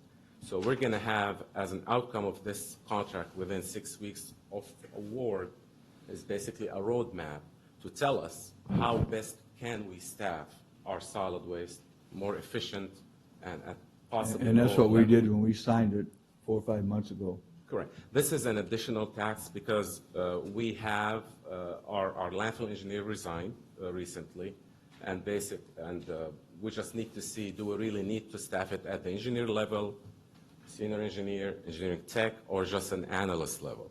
So that's where, so this will take all the duties and the program of the solid waste, what we must do to be in compliance, and what we must do and what we're advised to do to be in future compliance. So we're getting a roadmap to better be more efficient in the solid waste program. So you're saying the reason we have to change this is because one of your guys quit? Well, unfortunately, we're always staffed as the absolute minimum, Supervisor. We only have 2 persons at the scale house, and the scale house, of course, you know, it's a very busy operation. Yeah. And then we have 1 person that had actual landfill and transfer station oversight management. There are some technical work that needs to be done. Unfortunately, that person went to somewhere else. So now, you know how it goes with the hiring and what have you. We just want to make sure we hire the right person at the right classification. So it says in task 4, additional services needed. Objectives, the purpose of this task is to provide allowance for additional services needed by the county. We have allotted a budget of $75,000 for this, and that raised up from $25,000. Don't say that now. I haven't got the old contract, so I don't know what it says. So, because you said it raised at $50,000, so is that what that means? And then task 5, the landfill operations oversight. That's what we did 5 months ago. Whenever it was we signed this the last time, I thought all those were in there then. All those tasks. Supervisor, that's the task that we're adding to this amendment. So that whole list there, 10 or 12 of them's been added to what, from the old contract? That's task number 4 and number 5? So tasks 1 through 4 were included on the initial contract, and task 4 was at a lower level, lower amount. Yeah. So what we've done is added additional budget to task 4, and then we've added task 5. So task 5 was not on the So that's where that original. $50,000 is going, task 4. Correct. Okay, and then the rest of it's going for task 5. Correct. And that task 5 is something that will be a 6-week process. Like I mentioned earlier, doing a really deep dive into the whole program and looking at exactly where we're at and what we need to do to make sure that we're doing things as efficiently and effectively as we can and staffing the way that we should be. And then the additional to the task 4 is for ongoing, and I just wanted to point out that task 4 is as needed basis. So if we don't actually need the services to equate to that amount, we won't be charged for that. That's Okay, what was the do not exceed amount before it was the 220? for the first year. Yeah, because this is, now it says do not exceed over 220,000. For the on first new year. one. Yeah. On the first one, yeah. Right, the original contract was for 100,000 a year with the escalator, the 3.5 escalator built into it So each could we year. lose one person, now we got to raise it that much? Not just in this first year, just in. Well, we've only had it 4 or 5 months, so. The contract. The contract goes back to the original contract in the following years, right, with just the escalator? So it's just to evaluate whether or not that position that is gone is needed, right? It's just for this year, is what it says in the contract. Correct, Mr. Chairman. So So after this the- isn't next year as well, and the year after, and the rest of the years of the Well, contract? it says the first year, and then it says after subsequent years, it's 150,000. Yeah, so it takes back off that portion of this year. So what was it before? 100,000. 100? For both? Supervisor, First year and following years? if you know, it was up to $100,000 a year. We are amending it to add more to the general additional services as needed. If you recall, this past year, we had a few non-routine, let's say, issues that came up that we had to use HDR's consultant services more than we wanted to, or more than we agreed to or had planned to. And, you know, luckily we had them as a resource, and we have item 4 which says additional services as needed, but these additional services went above and beyond our expectations due to many issues that your board is probably aware of.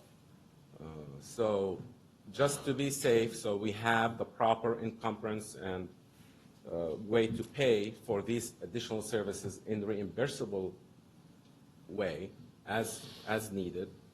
We thought we would raise that general item. Item number 5 will only last 6 weeks or so. Once that report is given to us and we are on the right track, it falls off in year 2 and 3. Okay.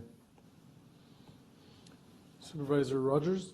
Yeah, this is not in response to Tom at all, but this subject was hashed rather extensively in a public situation, and I just want to address that solid waste is no longer the guy that goes out and picks up the garbage and dumps it in the landfill. This is a complicated engineering, highly complicated, specialized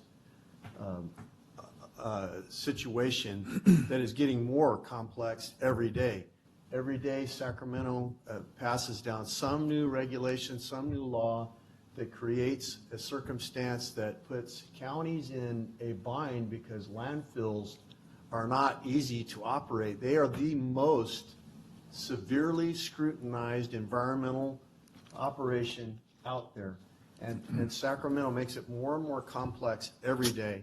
So it's not so easy just to say, well, you know, I could do this. Well, yeah, you might think as an armchair quarterback you could, but you better go to school for quite a few years and beyond school have the experience that puts you in the driver's seat of dealing with the most complex legislation that's ever been formed in any county or state or any kind of government forum.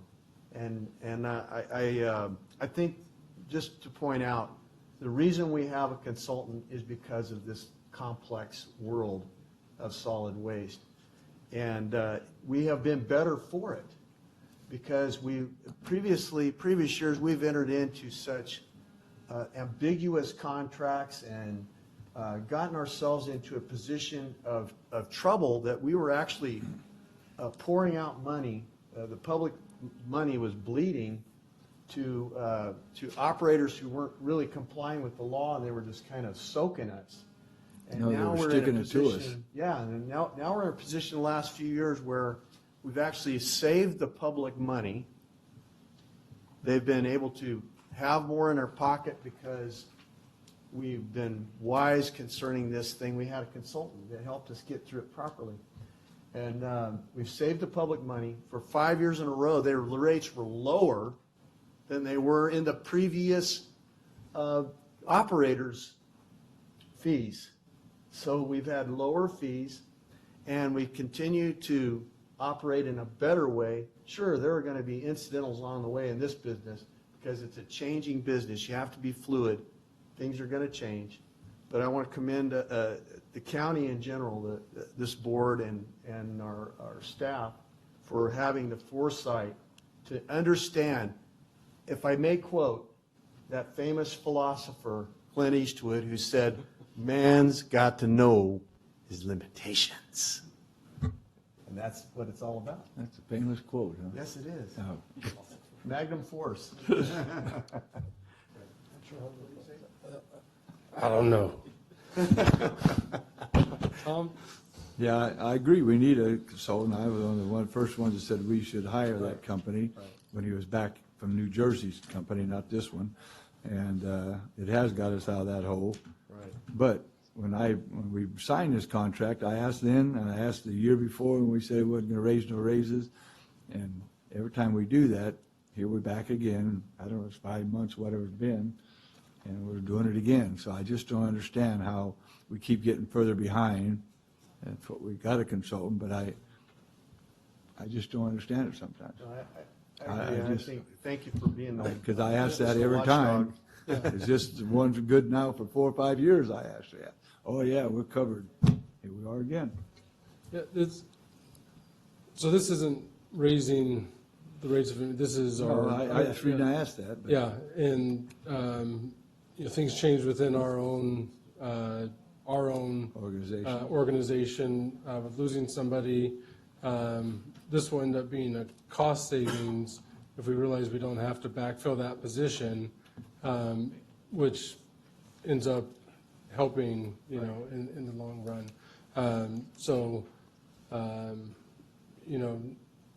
Never let a crisis go unused, right? Yeah. I think this is a better path for us to be I got going one more down. question on that. Supervisor Wheeler. On that chart, the one that's on here says 2 years. What, it says the fee estimate for 1 year, and it says not to over 220,000. Is that the start of the contract back when we signed it originally? Or is that from 1 year from this point on? And what, you guys said 6 weeks, now this is 1 year. Yeah, I can clarify that. So that's actually year one, meaning that's the cost of year one of the contract. And then the following years would be that second 150. column. And to answer your question, yes, it doesn't change the term. So all we're doing is taking that first year, which started last September, and we're changing the budget amount for that first year. We're not changing the term of the contract at all. No, okay. Right. So it's still, was it 5 years, wasn't it, a contract? Or? It's 3 years. 3 years? Okay. with 2 options years to option. extend 1 year, yeah. That's right.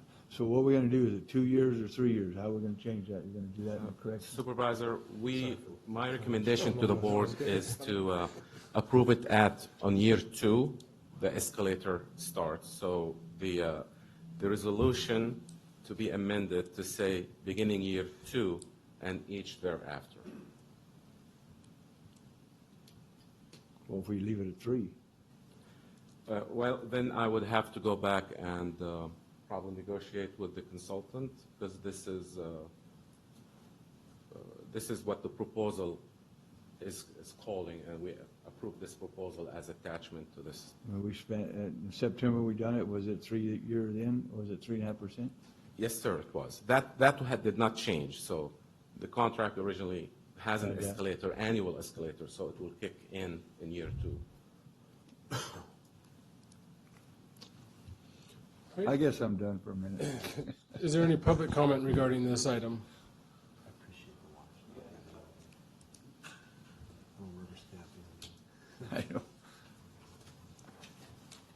Good afternoon, Mr. Bill. I haven't seen you for a month of Sundays.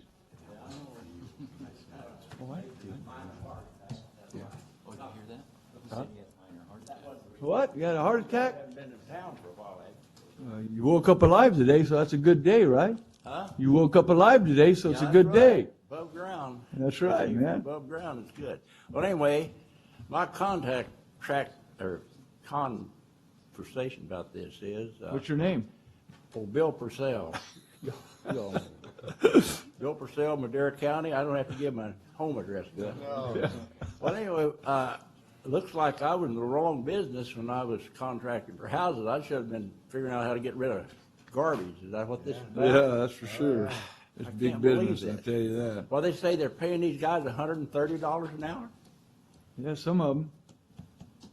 to tell you how to get rid of your garbage. Yeah. It's more than that, Bill. It's like he said, it's a high technical, high complex. It's thing. complex. It's more than It's IT not- is. no, what you're trying to do here, it's not exactly how to get rid of garbage, it's what the state is putting on us, right? Exactly. Right, that's what he And said, that- yeah. I mean, I can't believe the state, the people we got up there making all these rules that nobody But can, look who we got up there. well, we need to get rid of most of them, I think. But anyway, well, that's just my comment, that I can't understand this, to get rid of garbage, you pay somebody $130 an hour, that's more than, a lot of lawyers don't make that much money, do they? Well, yeah, they they make start more than about that. They make more than 250 that, well, and go on up from there. I'd Well, rather ours get rid of our don't. She only garbage than gets have more $50 an attorneys. hour. huh? Well, anyway, that's I can't believe what our state and whatever you want to call it has come to. Yeah, it's To pretty get rid of shady. garbage, you're paying people that kind of money, or to tell us how to get rid of garbage. That's basically what it is, isn't it? Right. Tell us how to, well, How what does doing that our- mean? To sort it out? And, They do that now. They sort everything, All right. even the shitty you stuff. don't just bury everything, you just, Testing. well, anyway. Thank you, Ms. I can't understand it, but I guess I'm from the old school. There's a lot of things that I don't understand.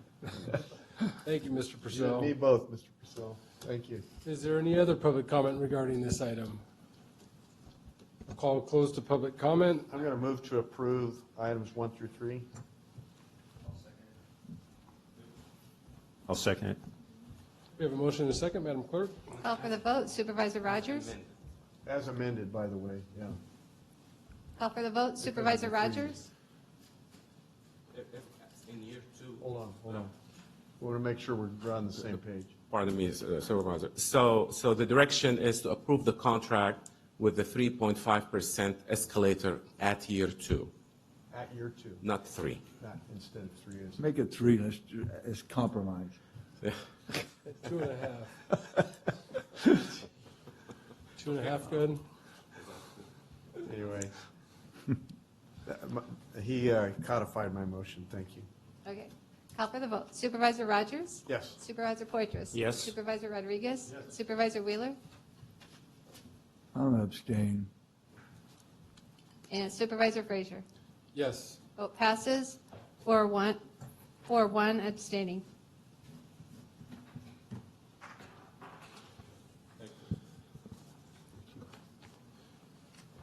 All right.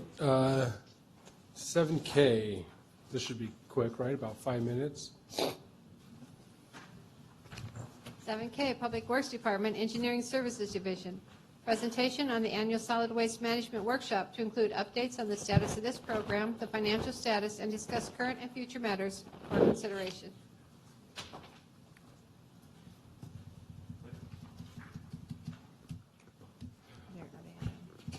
Good morning. Almost morning still. Good morning, Mr. Chairman, members of the board. Amal Al-Kayat, Public Works Director. Also with me here today is our Deputy Director, Mr. Jared Carter. Also, our solid waste consultant with HDR, Mr. John Carlton. Our county council is represented by Mr. Scott Cross. Landfill engineering, we have Tetra Tech present here. We have Mr. Gassan Andraus and Mr. Matthew Hello with landfill gas collection systems. And also civil engineering and groundwater monitoring Also with Tetra Tech, Mr. Caleb Moore. This side. He moved. Also, both our franchises are here. We have from Red Rock, is Richard here? Mr. Richard Caglia, Justin Raymond, and Mr. Keith Hester, which you will meet for the first time today. And from Imatco, we have Mr. Ashley Smith, also here. So, we're all here today for our annual waste management workshop to include updates to you and the public about the status of the program and its financial health, the adjusted rates for the North Fork Transfer Station tipping fees due to CPI, the adjusted rates for both the Fairmead landfill and the transfer station for clean wood waste and clean green waste tipping fees. And also, we are here to present to you and asking for direction on two items, and that is, item one is to provide a 1-year, 1.1% residential rate adjustment, which is an increase for recycling markets and landfill waste processing fees. Also, number two is to provide a 1-year rate adjustment to Red Rock to compensate for change in the CPI and capital and the fuel price index as well during a previous year to correct some bookkeeping. With this, I'm going to go and outline our presentation. Is it? Yeah. Anyway, so we will speak here, and the whole team probably will speak. We'll talk about our mission, our achievements and challenges, landfill engineering, pending legislation, financial review and proposed rates, and then improving our system. So our mission, achievements and challenges, we're all aware of our Madera County mission statement, creating a countywide culture of excellence through dedicated public service. And along the same path, this is the Public Works Department's mission statement, and I read, the Public Works Department strives to provide quality customer service to the constituents of Madera County through communication,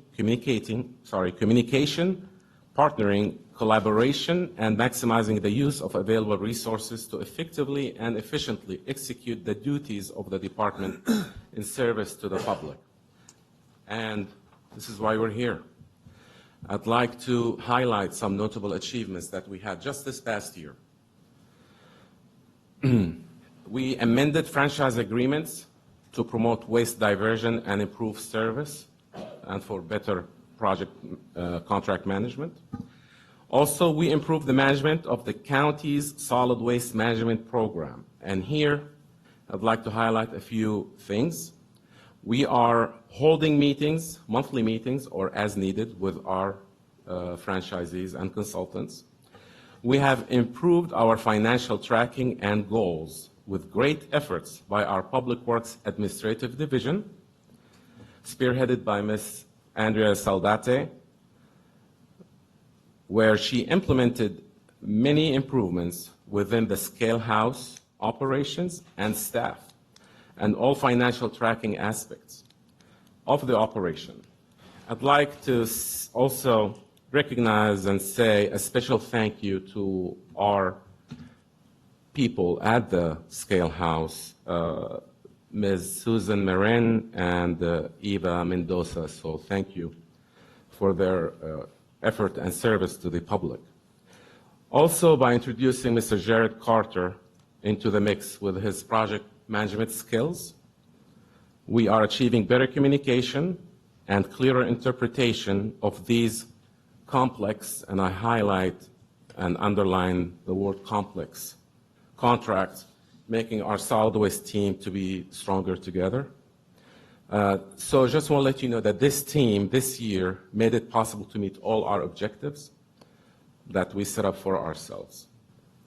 Also, we have made significant improvements in the landfill gas collection and control system, and Tetra Tech will brief you on these improvements shortly. And most importantly, we were able to sustain our collection rates. And they are still very competitive and very low cost.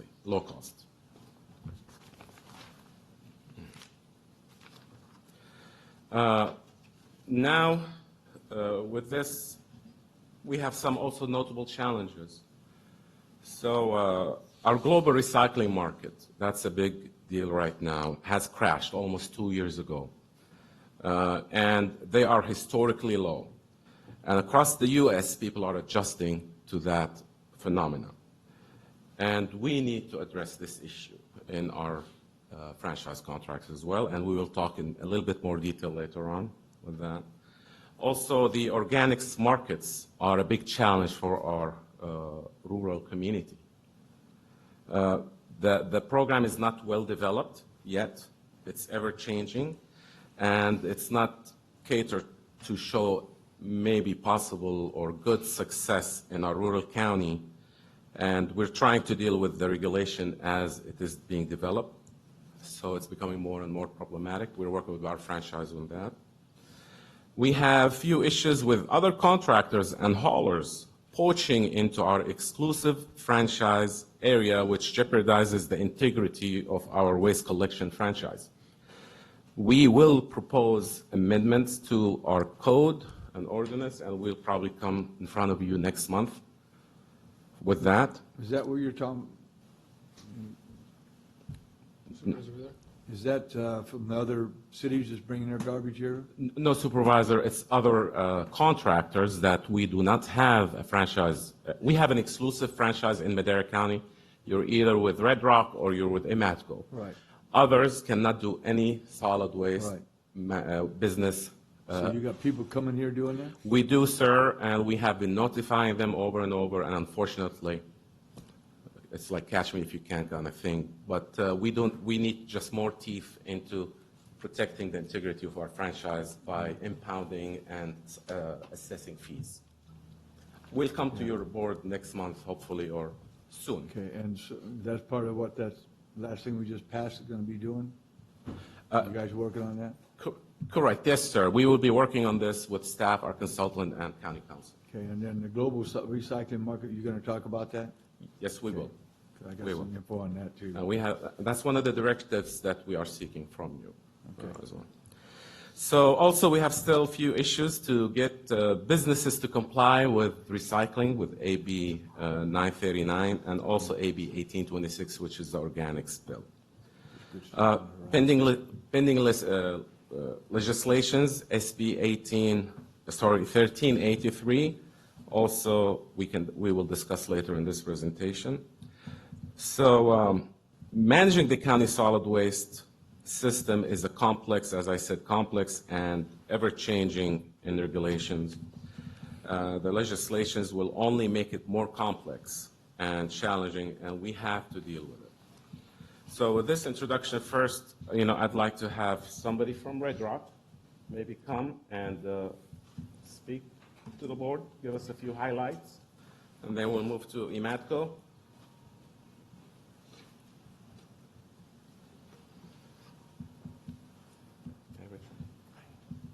How much an hour? Oh. I heard $130 an hour. Okay. Actually seems pretty reasonable to me, but that's another story.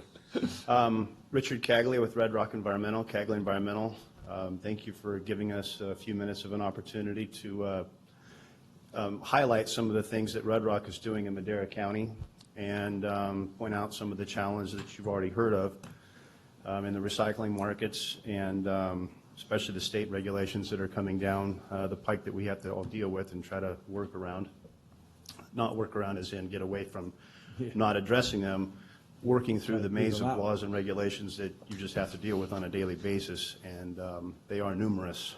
It actually gives me great pride today to introduce somebody that my family has known in the local waste and recycling industry that's been around for a few decades. Probably makes more than $130 an hour, I don't know. Anyway, as Ahmad has noted, there has been some challenges in our industry across the board, whether it's finding truck drivers, heavy equipment mechanics, fabricators, operators for heavy pieces of equipment, and just all the folks that it takes to put together a successful business. And you all knew and loved Alan Davis, our former GM, who left our company for another opportunity toward the end of last year. His, Well, we knew him. You do something we didn't know about? His family's on the East Coast, his parents are on the East Coast, and he had another great opportunity that we supported him in.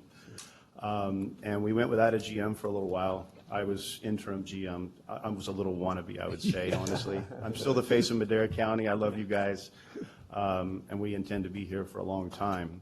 But speaking of those individuals that it takes to help run a complex organization, as you all are aware of, it is with great pride that I introduce Keith Hester today, who is that individual that's known my family and worked with our business for a number of years. And he is here today. I would like to formally introduce him to you, and he will tell you a little bit about who he is. And then we'll go on to, I think, the next slide that Justin will be addressing as well. So again, I thank you for the opportunity, and we look forward to dealing with the issues that come to be. So he's the new general manager? This is Keith Hester. Who? Keith Hester. Steve, oh, okay. Keith. Keith. I can't hear this, there's some deaf. Just right now. Thanks so much for having me. And as Richard said, my name is Keith Hester. I am the general manager for Cagley Environmental Services, which includes Red Rock, IWS, and CART. So you have oversight for all the various entities of Cagley Environmental. As Richard said, I've known their family for a number of years. I've been a competitor of Cagley Environmental, but I started. This is actually my second week working for Cagley Environmental. Well, so if you have any questions, anyway. Pardon me? You moved up in the world anyway. I did. So in my former life, my previous life, I was with Republic Services and all the legacy companies before that, which was Allied Waste and BFI. I started with BFI in 1985 here in the Central Valley. As a dispatcher, moved into operations, into safety, environmental compliance, and ultimately as a general manager there. So I've seen a lot in the Central Valley. My wife and I call them, we raised our kids here in the Central Valley. This is our home. The company that I worked for previously moved me to Sacramento, to the LA area. I've kind of been all over the place. And it's very nice to be back home and being out of the sort of publicly traded world. And as I come into the sort of the sunset of my career, an opportunity to work with a family-owned company who I've got great respect for. So just again, by way of introduction, I've been in this business for 34 years. I don't claim to know it all, but I claim to know enough. So hopefully, if there's any questions, this is really Justin's world. At Red Rock, my job is to support him and to answer, again, any questions that may arise, but let me get my feet wet a little bit before that all starts happening. So welcome to our world. Thank you very much. And Supervisor Poitras, you and I have met years ago when I was with that other world, and good seeing you as well. And I was with another world. Yeah. You were. So thank you very much. I appreciate you your time and welcome me in. Look forward to it. Thank you. Thank you. I feel like we're going to break out into the Aladdin song right now. Good afternoon, Chairman and members of the board. Justin Raymond, Division Manager of Red Rock. And the slide in front of you is something I quickly prepared, and just going to go over a couple of them, not really highlight on all of them. So initially rolled out in 2016 and further upgraded and advanced in January of this year is our onboard technology in the collection vehicles. This technology captures real-time route details and provides customer service staff with instant updates to our service records. This year, the technology was upgraded to include a larger, more rugged tablet that, along with software updates, now has several additional features. The main purpose of these tablets is to collect accurate service details such as time of service, reasons for not servicing, and photos of such incidents. These incidents include containers that are not out or positioned correctly for service, ones that are overloaded or blocked by parked vehicles, or those that have hazardous waste or materials unacceptable for collection. A recent example of this technology's success was just on Friday. A customer wanting to file a formal complaint with the county for continued missed service. Once transferred to our customer service manager, they soon retracted their complaint. This was only when they realized we were happy to not only provide the dates and times we have spoke to them previously about the same issue, but also happy to email a time-stamped, geocoded photo of how their container was positioned for service on Thursday. The technology also serves the customer, though, by assuring our drivers are completing their routes and all of the stops on it. Continuing with technology enhancements is the current 3D positioning system for the landfill that we're demonstrating as we speak. This technology allows for operators to follow fill plans while measuring in-place waste density, all from an in-cab touchscreen monitor. It encompasses several other benefits that can be used by both Red Rock and the county. It is anticipated that shall the demonstration project continue showing success, that the system will be acquired by the end of this year. Something our customers are thrilled about is late last year, Red Rock started offering a senior discount on all lines of our service. Happy to report that over 1,000 people have already been enrolled into this program, and that we plan to further enhance it in the near future to include both active and veterans of our armed forces. Hear that, Ashley? Additional customer service enhancements this year have included the recent release of our Text a CSR program. We have realized that many of our customers, especially those with full-time jobs, wish to communicate with us in other ways than the phone or over the phone. This communication platform allows our customers to text our same phone number and receive a live representative to help them with almost any inquiry. It has been extremely successful in the demonstration phases, and we plan to start heavily advertising this service in July. Lastly, with a climbing record of over 600 days with no recordable injuries and never having experienced a lost time accident in our industry in over 6.5 years, since we've been at Red Rock, it's truly a testament to the Red Rock's employees' devotion to safety. Operating in the 5th deadliest industry in the world is why this continues to be our #1 focus. Putting this into perspective is that the garbage industry, sadly, on average, faces an in-the-line duty fatality every week in the United States. Wow. The Red Rock team has taken a pledge to never join those statistics. In over 600 days, none of these employees have even experienced an injury where they needed a physician. Yeah. In closing, the Cagula family, myself, and the entire Red Rock team is wholeheartedly committed to serving this community. And I'm confident that Ahmad, Jared, John, the Public Works team share this same passion. You have chosen a fine group of individuals to represent this county. Thank you. Justin, I knocked on wood when you were doing that last piece for you. The what? I knocked on wood when you were giving that last little bit. Oh, okay. Yeah. Thank you, yes. Thank you, Justin. Well done. Good presentation. Thank you. And now we'll give Imatco Mr. Smith, Ashley, here. He'll just give us some highlights. And, Mr. Shad Gunderson as well from Imatco, he couldn't be with us. He's in Philadelphia for, let's say, work or fun. Good morning, Supervisors. Good afternoon. Yeah. Good afternoon. Ashley Smith, manager at Imadco Disposal. As Ahmad mentioned, Shad couldn't make it.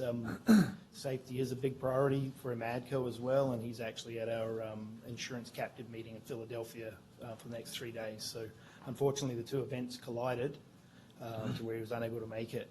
But just wanted to give you guys a little bit of a briefing on our achievements over the last year. Imadco's a business that's been in the mountain area for over 50 years. Morrison Williams was the founder of Imadco. It's a family-owned business. At various points over the years, he has run the landfill, stepped out of that many years ago, and we're basically happy to do the collections above 1,000 feet in Madera County. Some of the achievements we had in the last 12 months was last week we gave away 4 $500 scholarships to the to the high school for at awards night for different students that applied for it. Hopefully that benefits them in the future. Also putting in a sand volleyball court at Yosemite High School. Going to be the sole sponsor for the court there. That's going to be right on the entrance when you come into the school. So hopefully that will help promote some community activities up in the mountains, because we're kind of lacking. We don't have a bowling alley. We don't have a whole lot of stuff for the youth there. So hopefully that's going to be very successful. We've got one going in, and then we're hoping to have 4 by the end of the year. We've ran into a couple of snags with the school with ADA compliance for a sand volleyball court, which was a little bit interesting for us, but so it's been delayed a little bit, but that's been a good success for us. We're still sponsoring all the local events. A week ago we had the Coors Gold Rodeo, and we're provide recycling for them, 20 blue carts, and try and get the community to have recycling in front of them due to some of the challenges that some of these smaller vendors that put shows on have financially for trash disposal. Purchased 12 automated trucks at the end of last year. Had quite a smooth, uneventful year. So we've got 12 more trucks in our fleet.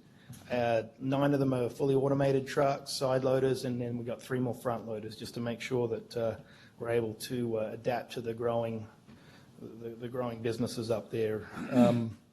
Had plenty of successful cleanup events. Some of it, hopefully, you guys saw on social media through Keep Our Mountains Beautiful. We cleaned the river there in Oakhurst, and that ended up getting 3,000 hits on social media up there on some of the platforms that the mountain people up there look at. So that was quite a good success. We don't intend doing that to help self-promote our company, but it worked out quite good, because Keep Our Mountains Beautiful also associated with, they got extra members from that. So we've also put a dry cell battery drop-off in our office, and that's on our website, and that has been an overwhelming success to where we daily have customers dropping that off. So that's been quite good, due to the fact that geographically where we're located, we're 60 miles away from trying to dispose of that product correctly. So it's really helped the seniors up there with that.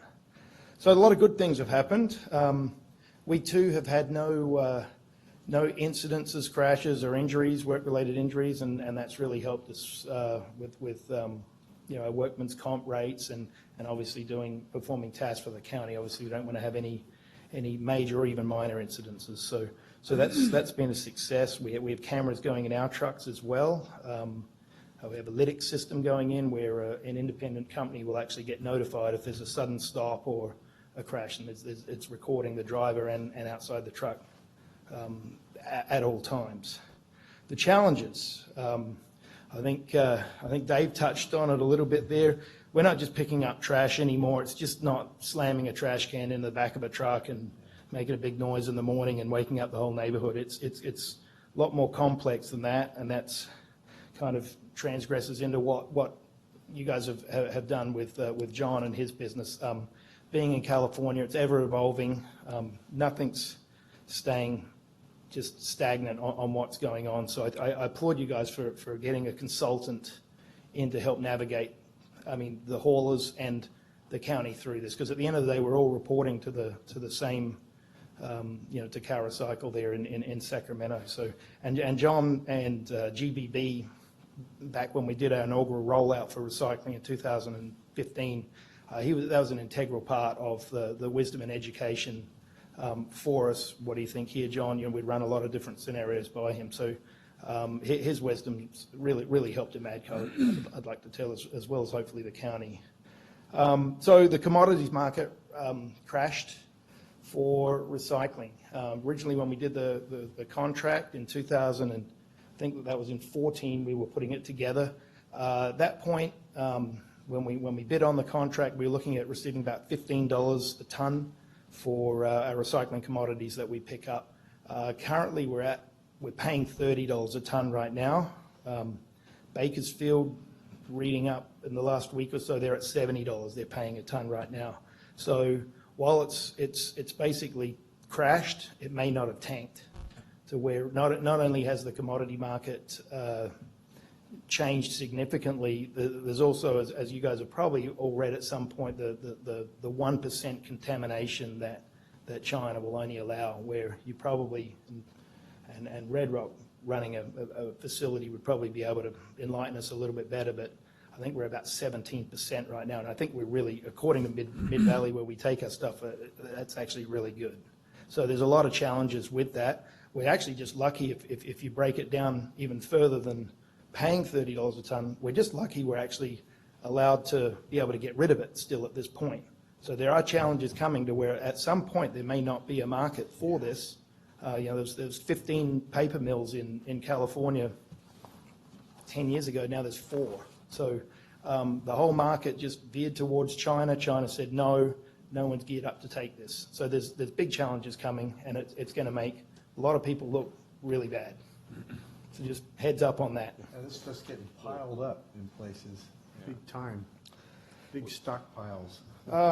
The other challenge that we're going to face, and I'm sure Red Rock are going to have similar challenges as well, is the organic collection market. We successfully navigated through the rate structure and incorporated in that into our contract the amended rates, or actually just the initial rates, because it wasn't in our original contract. We endeavored to be very reasonable with the rates, running cost structures to where we weren't out to try and charge the customer to make out like gangbusters with it. Just basically, with that market, cover our costs. The cost to dispose of it is greater than solid waste. So when we're trying to pitch to, just in layman's term, when we're trying to pitch to a business owner, hey, would you like to do AB 341 paper and plastic recycling, we can save you money. Now we're doing the same pitch with organics is, hey, how would you like to do this? This is going to cost you more money. So we basically have struggled to get anyone to subscribe to this service. There are, however, a lot of case studies out there, because this isn't just happening to Madera County, this is happening statewide.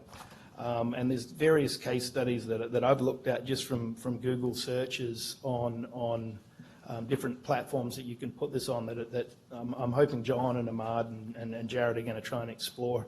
We've got one situation I'm thinking that might be good would be a universal rate structure, to where if you sign up for trash service, commercial trash service with us, you have a bundled plan to where you're also going to receive recycling and you're going to receive organics collection. Yeah, these are things that we will bring, we're discussing and we'll bring to your board later, once we're at the. So not a lot different to a residential collection. If you sign up for trash service with a Madco, here's the recycle cart that you're going to get. Whether you ask for it or not, it's going to come right with it. So that's one of the things that we'd like to look at, because I think at that point we can maybe come back to you in 12 months' time and say, look, we have 100% compliance. Everyone that's required to recycle is. That's going to take a lot of pressure off this county and the haulers when we have discussions with the state. So other than that, I'd like to thank you for everything that you've done for Madco, and hopefully we can have another bright year. Thank you. Thank you. Okay, and now with landfill technical services, engineering, and landfill gas, Mr. Caleb Moore with Tetra Tech BAS. Thank you, Chairman, members of the board. Do we have the slide? Mr. Alcad has asked me to give you a brief update of where we've been in 18 and 19 and where we're going to go at the landfill. As you know, Tetra Tech has been tasked to keep the non-routine, through non-routine, routine, and capital improvements at the landfill to keep you in compliance. There, I mean, as it's been mentioned before, there's a Byzantine of regulations that we have to help you navigate through, stay in compliance, and install or maintain certain features at the landfill. Currently at the landfill, there's 94 gas wells. Those are vertical wells that will go down into the landfill, pull out landfill gas, and a large part of that is methane. As those wells are constructed, they're constructed in an existing waste, and the waste will settle about 30% over the life of the landfill, and that waste is heterogeneous and it will move. And it's being filled in somewhat of a pancake fashion on top of it. So these wells are known to be compromised, pinch, break, and as the waste moves down. So it's normal for this to happen, but the county has asked us The Public Works Department has asked us to inspect the wells this year. We inspected all 94 wells, and approximately 24 are compromised. And over the next year, which will be the next slide, we will be proposing to reinstall those wells to help keep you in compliance. Approximately a landfill will have about a well about every acre on the landfill, and it'll pull the landfill gas out of that well. There are some national regulations as part of your Title V permit, and it's a NPS XXX, which is kind of a catchy name, right? But it's a threshold that your landfill has now exceeded this last year, and that will require additional monitoring because it's become a larger source of methane and air pollutants. And through that, there's a whole series of plans and things that you'll have to implement at your landfill. We knew that this was coming. The Public Works Department knew this was coming, and you've now reached that threshold. And there's a plan in place with the local air board, and that plan will then be implemented over the next year. Normal landfill groundwater leachate monitoring were performed over the year. You did not have any hits on your groundwater monitoring, but you did have we did notice that there were some leachate in the lysimeter. The lysimeter was actually constructed, it's actually underneath your liner, and it's also another barrier layer, and there was liquids in there. We inspected that, we had to retrofit some things, but there were some liquids in there, and we tested that liquids, and it's not water. It could be from other sources, construction water, and a few other things, but you do not have a contamination issue as yet right now. We did do quarterly airspace calculations, and we did fill sequencing for Red Rock, your county operator, and help back check volumes for that. Next, and then you did pass your annual stormwater inspection. This year we'll work on trying to get new wells in there. The next big thing will be a capital project. We'll hit that in just a second. It will be the next liner cell expansion. 2C will be designed and put through regulatory approval this year, and construction will happen sometime next calendar year. That's what we're planning on right now due to expansion. And on the next page, about 250,000 tons of refuse was pushed into landfill, and this is about where that refuse was placed. Well, this is exactly where that refuse was placed over that entire year. Approximately 721 tons per day on average was placed in there. And additional liner is to be constructed, two additional liner, so I can't see the far left there. Two additional liner construction projects are anticipated. The next additional one will be in 2021, and then there'll be two over the next 5 years. And then the next slide, please. Annually, we are asked to help project certain costs for your system. And these are the costs that are within our purview, whether we perform them or help the county procure these services. All of the items that are in white or not highlighted are somewhat fixed items. They're items that we're able to calculate and provide a budget opinion on. And some of those items are within our scope of work. The items in yellow are items that we've asked or recommended highly to the county. These are projects that are capital, routine or non-routine projects that will likely have to occur, or we've asked or told the county they probably should put a reserve for those, whether they be groundwater wells or liner or additional headers, projects that are just a part of the normal landfill, but we can't quite put our finger on right now. And so these budgets could go, these are kind of a conservative number, they're probably on the high end, but they could go up or down from here. But these are the best probable, and there's three very long notes below that you can read to help you understand some of our assumptions there, but that's pretty much it. Any questions? Thank you, Joe. As the prosecuting attorney would say, I rest my case on complexity. Yes, sir. Talking about migrating gases, testing water, water quality, PMs in the air. I mean, it goes on and on and on and on. And to add to the Global economics. Yeah, global economics involved here as well. I mean, Yeah. you get So to add to the crash of the commodity markets, trading, everything goes involved here. That's a true statement, Supervisor, and to add to that complexity, we'll talk about pending legislation. And I guess, John, you can take it from here. Good afternoon, Supervisors, and thanks for having us before you. I think it's always good to talk garbage at least once a year, if not more. as you've heard already from Ahmad and Red Rock and the Madco, we live in a world of a lot of regulations, and California is probably the most regulated state in the country with respect to solid waste. Right now, you've got AB 939, AB 341, AB 1826, and together they set the framework for solid waste management in general, but also a lot of responsibilities on commercial recycling and now organics. AB 1826 was a mandatory organics recycling requirement at certain thresholds of size of business and amount of waste generated.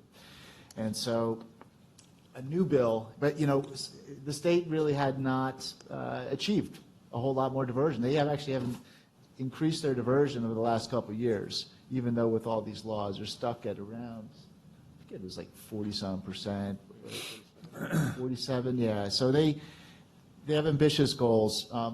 Senate Bill 1383 is a legislation that has been talked about all around the state right now because it's going to be probably the most significant legislation focused on organic waste, and organic waste being primarily food waste and vegetative waste, yard waste, anything that would decompose and create methane.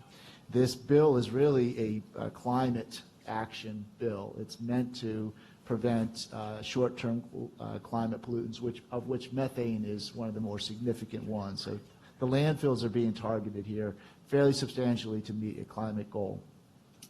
This law has been kicked around for almost 3 years now. They've passed at least 2 sets of draft regulations, and I think we're into our 3rd set now. The industry is not on board with what's being proposed by Cal Recycle, but I have a feeling that they're going to cram a lot of requirements down the throat of the county. We've geared up a bit to do this through the amendments and trying to get the haulers engaged in the organics recycling. This is going to play out over time, so we all got to work together to make it happen. But there's going to be enforcement and penalties to businesses and potentially the county for failure to comply, and that's what Cal Recycle is doing. All the other laws, really didn't have teeth. This law has teeth, and this is where we need to be careful that we're, providing the service, doing your part, doing what you can within reason to comply. So penalties are supposed to start as early as next year, and with ratcheting up in different thresholds. So once that law is done, we may want to come back and give you a full briefing as to what the impacts are, but it's expected to affect both residential and commercial waste, probably more so commercial, but residential too. The whole thing is you got to get organics out of the landfill, and people generate food waste. We all do, and so there's strategies out there. And right now, it's focused on collecting it and sending it to appropriate facilities. So for like a restaurant would have a recycling bin, a food bin, and just a regular waste bin? Yep, it's three bins at this point. The legislation requires color coding. The bins have to have not just lids, the whole bin has to have a certain color. I think it's blue for recycling, green for organics, and black or brown for waste. So will they be smaller? Because, you have trash enclosures already. Theoretically, if you get it right, yeah. But you're storing, businesses don't always have the space for 3 containers. They may not have any space for 1. So it depends on how new the building is and how they've done it. But it'll be a challenge just from an implementation standpoint. Asking for a friend. Okay. Yeah, what does this legislation do to composting? How does it affect that? And it's going to require hundreds of millions of dollars in capital projects in this state, and that's both composting as well as anaerobic digestion. So I don't know if there'll be facilities geared here in Madeira, not a hotbed of a mass of waste. Most likely in the organic plan, we're relying on regional facilities to serve Madera County. We don't see a need to try and site one and build one here. There's just not enough volume to support it. But you will have lots of new facilities. If this thing all passes, you will have a lot of facilities created in the state to focus on food waste. And it's food waste is a much more difficult animal to tackle than just vegetative waste. leaves, grass is one thing. You put food in there, and you got all kinds of Another problems. ballgame. Yeah, flies, et cetera. Odors is probably the biggest Odors, one. yeah. Odors will kill a facility, so Yeah. you don't want a facility in your neighborhood unless it makes sense Right. economically. And Now, we have probably one of the regions in the Central Valley that would utilize the product from composting probably more than any other regions in the state. That proximity, I mean, what are your thoughts in that well, I regard? think the compost quality is going to be a big issue. I mean, you're being forced to separate waste of whether or not they do it well. Yeah. You're going to get a lot of contamination in there, and Food nobody types wants is to like put recyclable. Which is part pieces of of this plastic on their recyclables. farms, or support things that have contamination, plastic and paper, and other things that are going to be problematic to crops and blowing litter. So I think that in theory, this thing is a really great idea, and then the execution is going to be very difficult, and I think it'll shake out over time. But it's something that's going to impact Madera County as well as many counties. Many counties have already started putting programs in place. The legislation targets commercial operations more than any other thing, but folks at home, they can take their organics out of their solid waste, start a compost pile. Yeah. I think we should start encouraging people in the country. I'm doing that on my place, and we take food products and feed them to the chickens. I mean, they'll eat anything, or a pig, and they'll eat anything, All so- that is good. So all that kind of thing, and not everybody has We all need a pig at pigs, but I've got chickens, and I will have a pig pretty soon for my granddaughter. She wants to raise this stuff, so. Let them know. Anyway. A pig in every home. Adopt a pig. We're going to have a Some of them Go have back to them. the New Deal. Some of them have them. Yeah. All right, so But no, have they taken into account that now we'll have a third trip to somebody's home? Yes. I don't think everything is being factored. The whole point is to get it out of the landfill, and that the methane from the landfill is the problem. So getting it out and creating new emissions from trucks, well, everything's going to be an electric truck anyway, so there won't be any emissions. Yeah. Well, but the electricity comes from somewhere, probably. Solar panels. Okay, perfect. Maybe we'll luck out and like Back to the Future 3, somebody will invent some kind of a machine Garbage that'll eating take hole. garbage, turn it into fuel energy. All right, so we've been before you in times to ask for rate increases, and what I wanted to do is kind of give you an update on where the county stands financially. In 2016, the board adopted a few goals for the program, and they were stated as such. One is you want to maintain an operating reserve so you don't ever have to borrow money from the county to create. You can float your tough times, and that was about a 3-month reserve, about an annual budget of $6 million. This is the county's operations itself. And so we wanted a $1.5 million to sort of be in the bank at any time. And when I say the bank, it's your operating fund, your liner fund. As of March 2019, you have $2.7 million in the accounts. Now that up and down, but basically you're there. So check. You wanted to pre-fund your liner construction. As Caleb mentioned from Tetra Tech, you're looking at 2 cells in the next 5 years. Our financial performance shows that you will have that money in the bank, not only for the one coming next year, but the one in 5 years. You've done that, so check.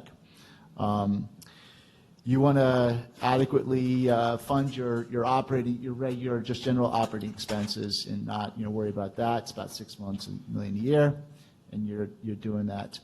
The last one is that at the end of the life of this landfill, which is currently around 2047, you don't want to have any liabilities on the backs of the public. You don't want it on the county. You want to have a reserve fund that is set up to pay for not only the closure, but 30 years of post-closure maintenance, and that's an estimate that's done. You need to have about $10 million in the bank by 2047, and right now you're on target for that. So, I think the good news about this is that we did a rate change. It was difficult. had a lot of concern as to, are you going to need to do more rate changes? Well, we wanted to right the ship, at least in 1 year, because we knew capital was coming, and you're there. So that's a good news. And we really don't have a lot of, recommendations, fiscal recommendations at this point. We're not proposing any changes to the haulers or the gate customers for solid waste. So that rate structure does not require change. At the last, I think, meeting that this was presented, there was a talk to raise the North Fork transfer station tipping fee over 2 stages to get it up to the point where it's not being subsidized, if you will. So this rate change brings that up to that number, which is $108.32. It's very expensive to operate the facility and bring the trash down the hill, but that's what it is. The clean wood and clean green waste, you're currently losing money, if you will, the amount you collect versus what you pay out. So this tries to bring that up a little bit, so we're just adjusting it by CPI to bring that to some new rates, and that helps to close the gap on those costs. And these CPI adjustments were already approved, right? These are just. Well, the ones for the clean wood waste and clean green waste, they are your decisions. The ones for the haulers, your franchise rates, those are built into the contracts, as well as the North Fork Transfer Station and the landfill contracts have built-in CPI and fuel adjustment indices. So those have been reviewed, and we're all in agreement as to what those are. These are these are on top of that, if you will. And really, we're just talking about the North Fork Transfer Station at this point. Green waste and wood waste going up by CPI, and that's your choice. We're recommending you do it because you're currently So that losing wasn't money built on it. in? It's your facility. You can No, do but it whatever wasn't you built want. in, though. It wasn't. There's no Wasn't part of the fee contract that schedule? requires I it. know, but, I mean, we didn't have that in our language or anything else to cover that, is that what you're saying? No, you set the rate. I mean, the board sets I the rate. know as to we whatever. do, but we Right. should have that in there, just like we do our special districts. I thought Well, I we mean, did. we're Maybe we didn't. recommending, like this year, you don't raise your landfill rate. Yeah. You don't need to. That's the Right number now, I I'll show came you the up- financials, but you're fine. Yeah. So there's no need to raise additional revenues, is what I'm suggesting. I know, but on we those two still things- should have that in our Yeah, so they don't get language, behind. in our ordinance, because we do it in everything else, and I'm surprised that I didn't catch it. But the other thing is that 2.4%, that's where I was coming from a while ago, and you're getting 3.5% for your raises. Well, that's a different indice, but, thank you anyway. Yeah.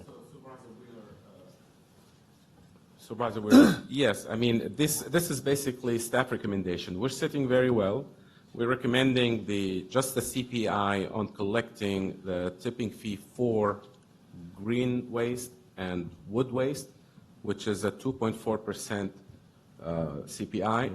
This is something we will recommend. We're going to come to your board. This is just updating you of our recommendation. What I'm saying. But again, it is your choice. What I'm saying is, as a consultant and a director, Correct. last year in September, when we passed that, all the raises, you should have had that built in then. You should have said, we need a CPI, just like we've done everything else. I don't know why we didn't. I have no idea why I didn't bring it up, because maybe I was too pissed about raising the fees, but we should have that in our language, in our ordinances, that we got a CPI on those, just like we do all our other ones that we pass. The North Fork Transfer Station, does that have a built-in, that has a built-in CPI, it was just the green and wood waste? Well, they're your rates, so there's no contracts. This is just what you need to raise to cover your costs. John, So, what yes. I'm saying Yes. is that we should have an ordinance that says that. Yeah. Okay. I'm not So saying the it's next not time in we there, I'm bring it just saying, forward, it's not a have that contract, built I in. agree, it's our facility. We should have that, we gotta cover our tails and everything, which we haven't done for the last 30 years. So we should have that in everything we do, the CPI. Gotcha. I've said that for how many years? And every year, he brings it up about 2.4% mad about not having it in there. Yeah, it went to 3.5 today. The Richter scale, right? The last two items on the list there are the ones that we are proposing a board to approve. I think not this meeting, you have to put on the agenda for another meeting, but we want to explain it here. So the recycling market's crashed. Looking at, trying to provide a stable, business model for both, the companies as well as the county. We've talked to both haulers, and we are proposing a 1.1% increase in the residential and business rates to account for the recycling markets. This is a one-year thing. If recycling markets recover, we can revisit that and pull it off next year. So we'll be asked to approve it for 1 year while we sort of get through the recycling program. And if the markets are still tanked, we may want to consider continuing. We're lucky it's that light, I think. I can tell you that in other parts of the country, people are looking at $2 to $3 per household per month increases, and you're less than $1 here. You're in the 30-cent range, I think, or whatever it is. So it's. I think the haulers have been fair, and this is a way to try to make it work. Just, Brett, this thing's not working. Go ahead, Tom. So just in the Fresno Bee a couple days ago, I should have tore it out, I didn't, but this recycling deal, since China stopped taking it because of that 1%, whatever the hell their reason is, but they have invested millions over here in America, and other companies have. You probably read it, that they're starting all the recycling stations over here. And they would invest, like the one that's $500 million on one site that they're converting to do this. So I'm hoping, just from that article, from what it said, because there were 3 major ones that they're doing, and they're all in the $500 million range. They're not just $5 and stuff like that. Tom, that's not going to last very long. No, that's for doing it here, so they don't have to ship it.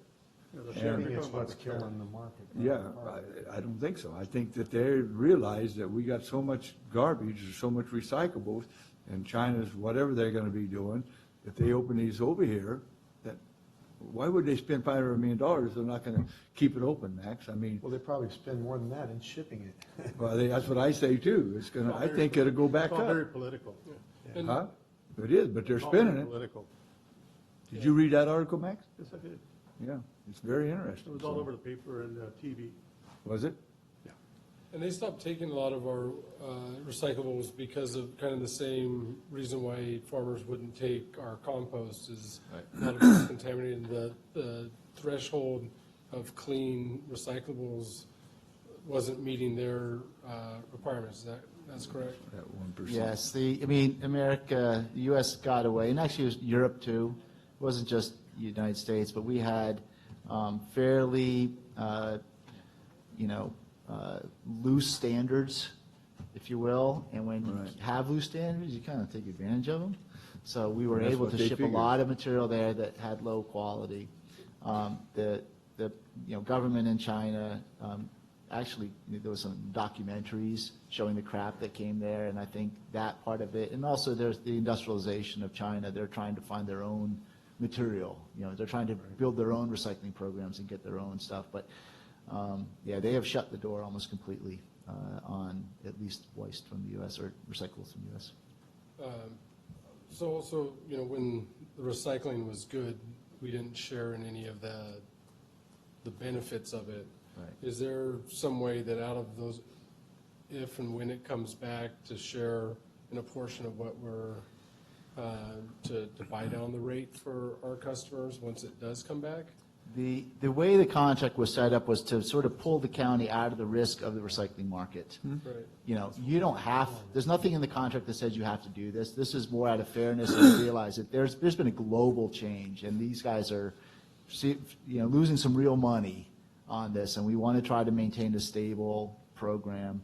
So the point of it was, they keep all the revenue, but ups and downs, it's on them. And I think what I would suggest is if recycling markets come back, it's still back to them. County doesn't support it through this 1.1% rate increase, and you're out. And I think that's the way it is. And we'll talk about, there's another thing there for the landfill. The landfill accepts recyclables at no charge from Chowchilla, from the public, And to be honest, as a diversion mechanism, you want to support that. You want to, not put a financial burden on someone bringing you recyclables if you want them to do it.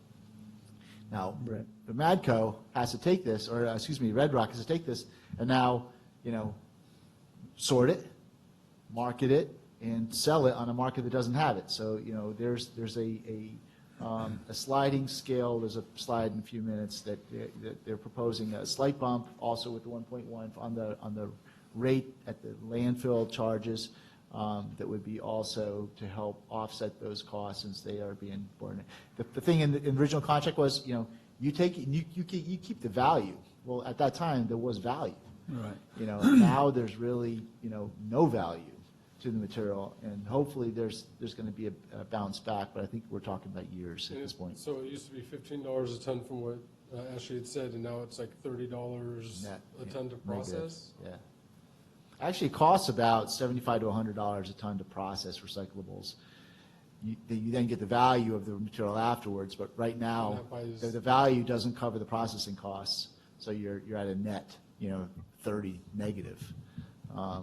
Recyclables used to have over $200 per ton, commingled value, so people had a real incentive to recycle when they could cover their processing costs and the collection costs. The last item on there I wanted to ask one question on that 1.1% residential weight. Is that on my bill is now $108 a month or something. I mean, a quarter, sorry, 3 months, not a quarter, a quarter. So that 1.1 would be on that? Yes. So how so that would be the only raise that would be on the residentials? Well, I have a sheet that shows you all the proposed rates and how they flow, but right now, the contract allows for a fuel and a CPI adjustment every year. So we've calculated that out, and we'll show you what that is. We show you what the 1.1 will look like also, and then there's Okay, let's take a 5-minute break, because I got to go to the bathroom, and I want to hear it, so and I can't hold it no longer. Take a 5-minute break. Or a minute, I don't care. I just got to go. What timing you?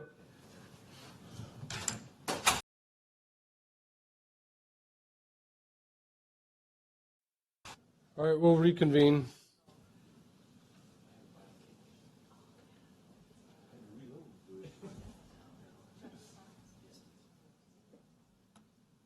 The last item that will be, and I guess this is going to come back to you in the form of a resolution to adopt rate structures at a next meeting, but in a previous contract year, there was an error made in which month the CPI adjustment was calculated for. And so it all depends, like, 12-month period, if it shifts a month, could have a different result. The contract said one thing, a different 12-month period was used, unfortunately, and it was about an $84,000 hit to Red Rock. This only happened for Red Rock, and so the thought is it's to make things right and to stick to what the contract agreed to, that there would be a way to recover that $84,000 this year. So there's the next slide here shows the breakdown of how that $84,000 was calculated by Red Rock. We've looked at it and find it to be reasonable. 70 of the 84 would come from the franchises, so there's a small percentage increase, again, for a 1-year period to recover this cost. And then there'd be a small payment from on the North Fork contract and on the landfill contract to reimburse Red Rock for that cost. Again, it's a 1-year thing. It would be paid over a 1-year period. At the end of that rate will come off. Explain to me again, what's that Red Rock reimbursement for? So the contract says that you look at the February to February change in CPI and fuel indices. They're published indices, and they change every month. So if you look at a February to February, it could be different than a March to March. And I think 1 year they took a March to March instead of February to February rate adjustment, and it ended up being different, to the tune of $84,000 different. So that, it should have been a February to February period. What to happened? calculate it. It's just somebody calculated on a March to March basis. Who did? I don't know. County. Supervisor, I believe this was 2014 or the change. It's just a misunderstanding of the period. on the CPI. So who calculates that, is what the Well, question the was. department Is it our- calculates Is it it, us? the franchises review it, and it was noted that this is probably not the right month, if I recall, back You did then. both of them? Emadco and? No, Emadco was fine. Emadco's. How'd you do one, not the other? Well, Well, Emadco's Emadco was contract in the is March to contract, yeah. March. Yeah. So they use They use the, a March to March, and Red Rock uses a February to February. so the person that calculated Amadco's then just applied the same thing to Probably. Red Rock? Yeah. But it shouldn't have been, because, I mean, as long as you're sticking to the same 12-month period over time, it all washes out. At least that's the theory. So it's important to stick to that 12-month period and be consistent with it.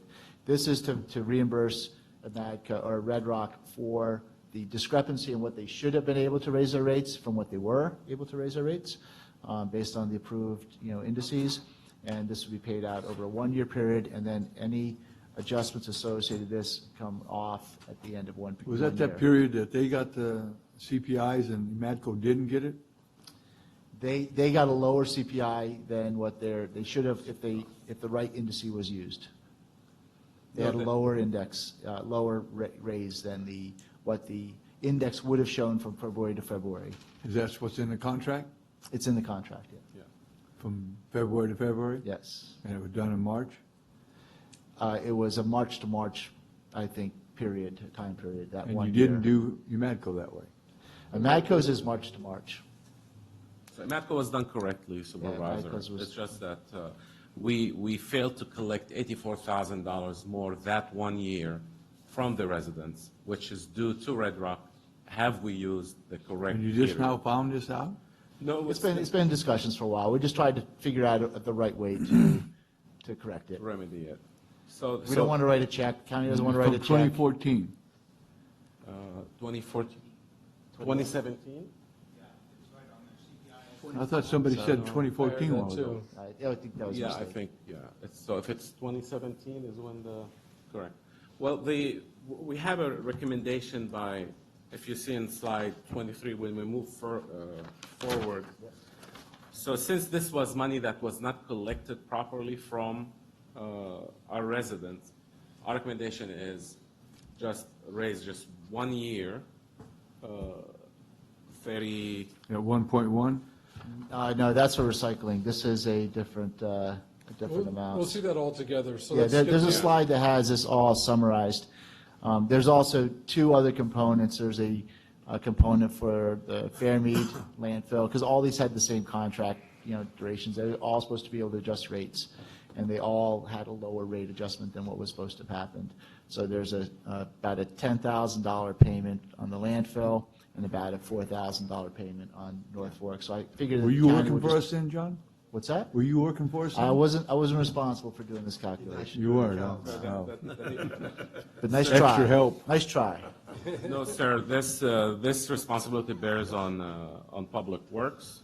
It was basically how to understand, it was an argument which month to use, and basically we said, fine, we'll agree on using February.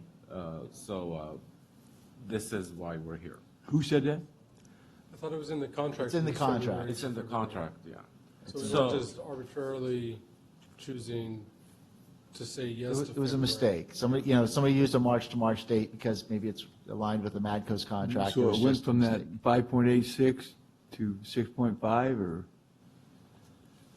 Am I looking at that right, or? Yeah, I think so. It should have been, a 7.3, or no, it should have been a 8.5% adjustment, and it ended up being a 7.3%. So they lost 1.5 points on their increases. Just that 1 month? Yep. No, but then it carried through that. I mean, it carries through the whole 12 months, I mean, but, Right. and so And you again, corrected it the following year? Yes. This is the one time it was done. Well, you must have known about it. I can't believe you haven't brought it to us before. I think this is, this is the point we kind of talked through what made sense as a resolution, and this is what's being proposed. So it's actually the ratepayers that got the break. not- The 70,000 break. or the 70,000 will become from the ratepayers, that's correct. And the payment will come out. And, of you know, the ratepayers, the if you will, enterprise saved fund $70,000, for the- you know, come out of the- 2 years ago.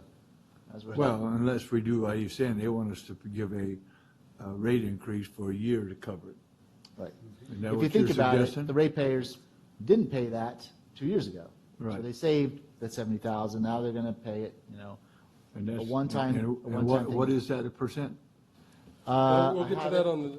I when have we it get in to the slide. rates. in Okay. the next slide? Not the next one. So on the recycling market, the little starred numbers over at the 800 to 900, 900 to 1,000 tons. This is the recovery for the recycling costs, and it all depends on so Red Rock gets paid based on the amount of waste that comes in, and as the amount of waste goes up, they get paid less per ton because they're more efficient. So at lower rates, you know, and that's why we brought in additional waste to make things work more efficiently, et cetera. So this is the proposed rate schedule, again, for a one-year period to help recover recycling costs at the landfill. So you can still, you know, bring in recycling at, you know, either free or very low cost to promote recycling and let them continue to do it. So when you said the red stars, one's 21 and one's 19, what were they before? This is the increase. This is a % increase on the per ton fee that the county would pay Red Rock. And the starred areas are about where the county operates. So about 20 cents a ton additional rate increase at the landfill, not to the customer, but the county would pay. There's no customer impact here. Right. Okay? But I'm just saying, what was you got a star there, and they don't have no explanation of it. There's a star. That's true. The star is just where the county typically operates. Okay, what is that previous number before the stars there? I think it's about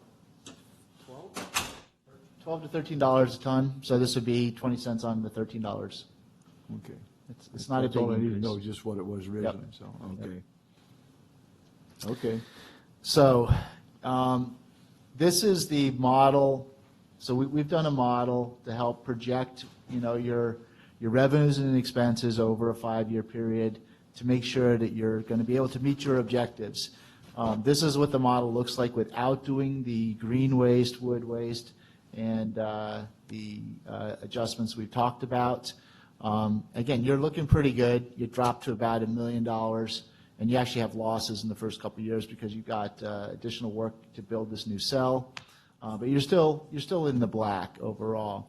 But when you actually do the rate adjustments that we are recommending, you will actually probably be in better shape than you expect. And you know, we could be talking about a rate decrease, you know, a few years from now. We could be. No, I'm serious. That was the intent. The intent was to, but it depends on what the 5-year capital outlay looks like. Right now, we've got 2 landfill cells. You know, if we go for a period where we don't have, you know, landfill cells being built, we could drop the rate and then bring it back up. Again, you're planning for when that cell needs to be built. So it's all about, you know, charging only what you need to recover the cost for this. So again, you're doing well. I mean, you've met every objective we had hoped for. And this model, you want to have at least $1.5 million in the bank. You have $1.8 million in year 2, and it grows from there. Again, you know, time will tell if these numbers are right, if things come in. But based on our planning, this is good. So I think you're in good shape. Now, this is where it summarizes, at least for the residential rates, the proposed increases. The current rates are the first column, and Red Rock has 3 different zones, zone 1, 2, and 3, where 3 is the more rural zones and 1 is the more urban zones. And Matco has 1 rate. So this is their current dollar per household per month. Based on the fact that in the first column is the change based on the contracted, obligated CPI and fuel increases. So this is not something you have to approve, but this shows you that, you know, based on just the FPI, you know, we're looking at about 50 cents on average, more for a MAD because you have a different escalator, but, you know, less than 1% for Red Rock customers and about 3% for Madco. If you add the 1.1% in, this shows you what that would be on its own. So it adds about 30 cents to the rate, to the cover, and again, many customers around this country are paying $2 to $3 a household per month. So we're talking about 30 cents to help, float the recycling impacts. The next column is to the reimbursement to Red Rock. It's about, on average, 22 cents per household. So it's actually, it's probably because I calculated the zero in there. It's about 30 cents per household. So for a 1 year period, we're going to increase rates about 30 cents on the households to recover the costs of the monies that were owed to Madco. In total, if you add them all together, or to Red Rock, if you add them all together, you're looking at about $1 per household per month increase, adding everything we've presented to you so far. And that's about 3 to 4% increase total. Right, and two of those potentially come off in a year.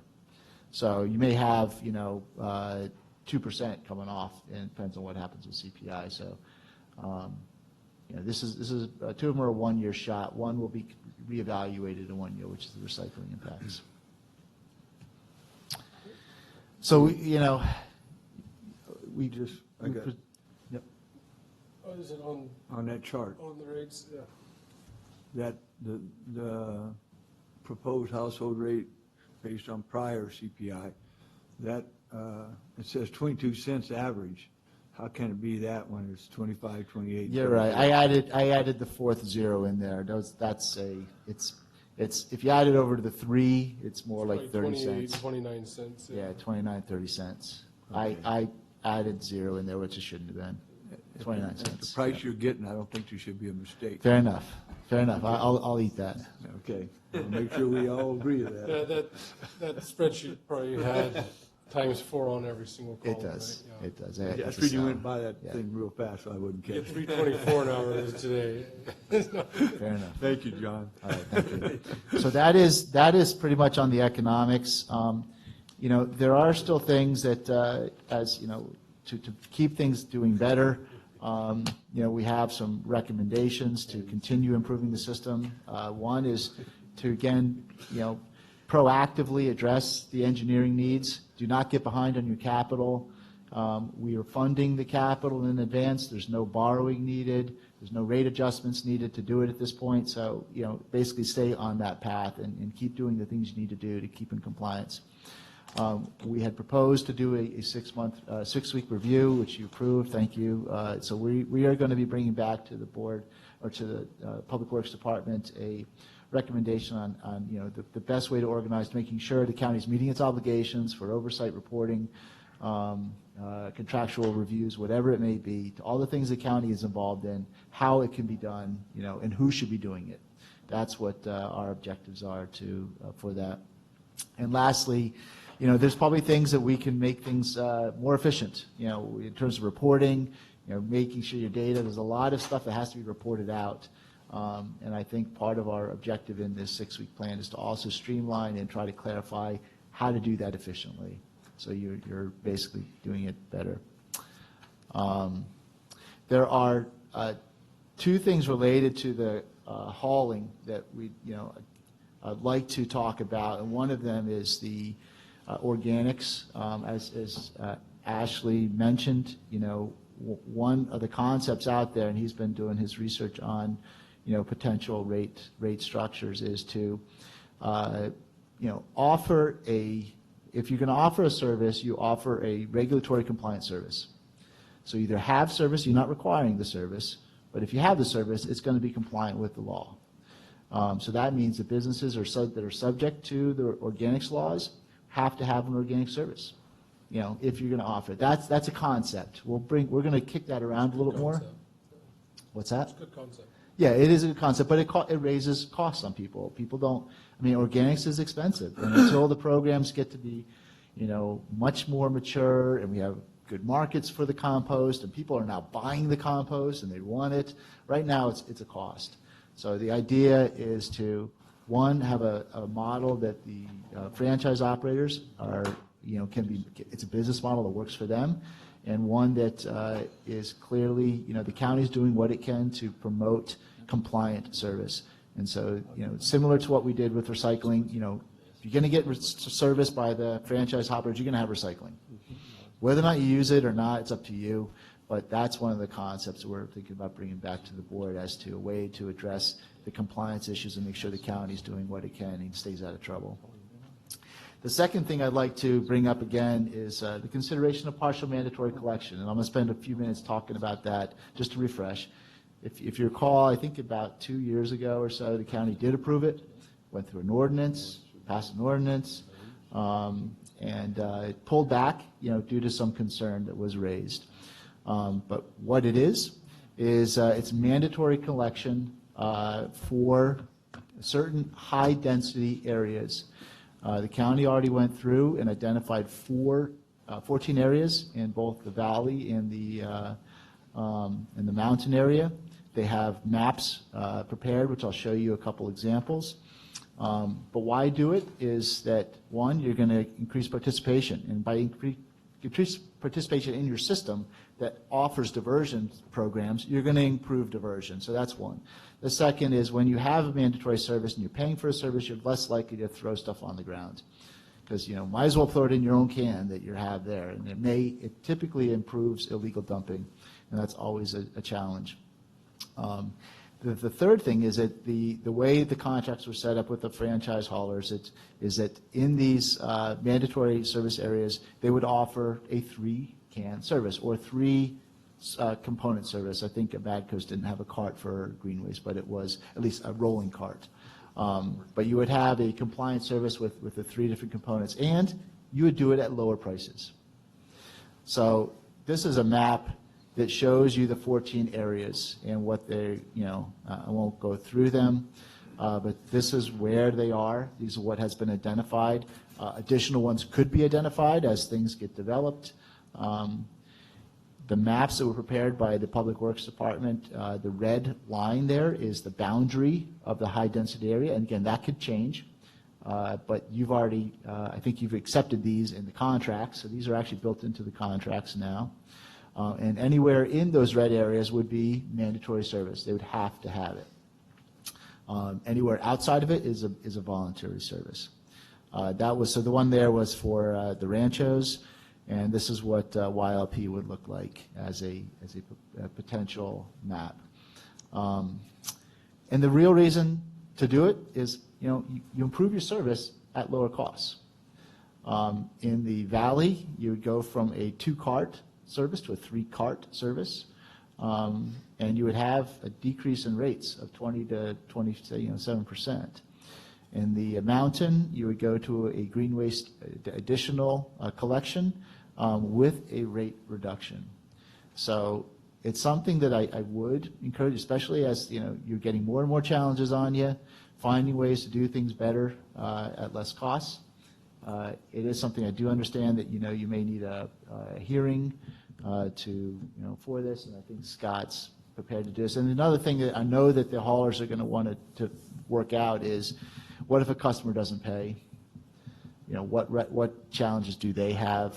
How do they do it? And so we talked, at least theoretically, about the county could put liens on it, on the property, or somehow, the way you would do it for a tax lien. It's a thing. So I'm not an attorney, so I won't try to figure out how that would work. But that would have to be resolved this way to make this work. You can force dropping the card off, but you can't force them setting up an account, right? Well, yes, you can't force them. You mostly can't force them paying the account. If they don't pay it, at least the hauler has very few remedies there. There's no contract between the hauler and the in a mandatory situation. So that, I think, in fairness, we'd have to work through what that looks like. But it has been done in other places. Other people do it, so we could learn from the lessons there. Yeah, unfortunately, I see a correlation that between the lack of mandatory collection and illegal dumping. And I'm routinely sending code enforcement out to places that are visually replete with garbage. It's just unacceptable health risks to community neighborhoods. And then it just makes you wonder, these people that aren't signed up, where is their garbage going? Well, I know where it's going because I follow it. I find it in farmers' fields. I find it on the side of the road. You find it before the dump on the side of the road. They don't make it to the dump because they're unwilling to pay the money. They feel like they can get away with it, so they do that. But if you had mandatory collection, they're going to pay the fee. They're going to use the service. They're going to stop trying to circumvent the system and put it in the can and let it go where it needs to go. I think talk about the word mandatory for a second here. You know, the word mandatory, it's mandatory that we maintain a healthy environment. It's mandatory that we stop the pollution of our roadsides. It's mandatory that we do our job in the health services area for our community, protect the public health of our community. So I think the mandate's on us to do the right thing. It's not an easy, we don't like saying, everybody's got to do this. I think most people in their communities are going to say, please do this, because especially those that are paying the tab.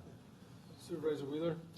Yeah, I just, on that last chart says the mountain franchise, the 2-cart plus green waste. The plus green waste, that mean it's not mandatory, and then in Madco it is? On that cart there, that picture. Why is it two different? So in the mountain franchise right now, the service is a 2-cart service, a blue cart for recycling and a brown or black cart for waste. In the contract, and what was put in actually when you procured the system, this is what we asked them to work in. They proposed they would add a green waste service. And that might be in a separate container. It wouldn't be an automated system per se. It's not. If you did mandate the zones, that would be a service that would be added to the. And what about Madco? They're doing it now? They're not doing green waste now. No. So why is it not the same way? It'd be a different cart. It's not a cart. Madco didn't propose to use a rolling cart. Oh, and they did? Red Rock did propose a rolling cart. Okay. Yeah. I just want to make it clear in my head.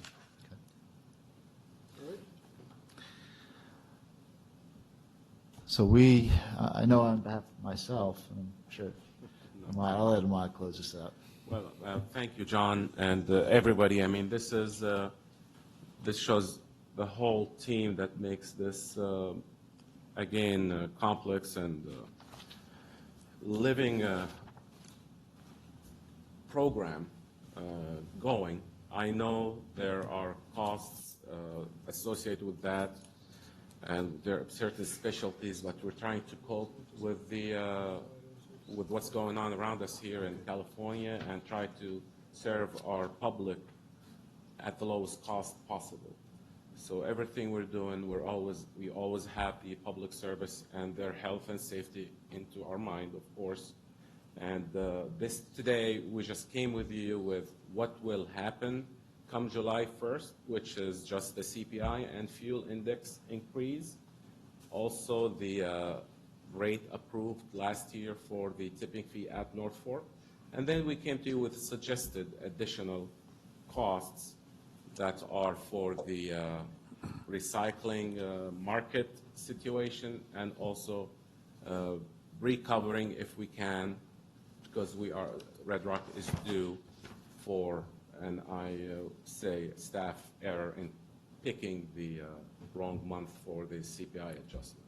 It was and we will come to you soon with these recommendations for your discretion and approval.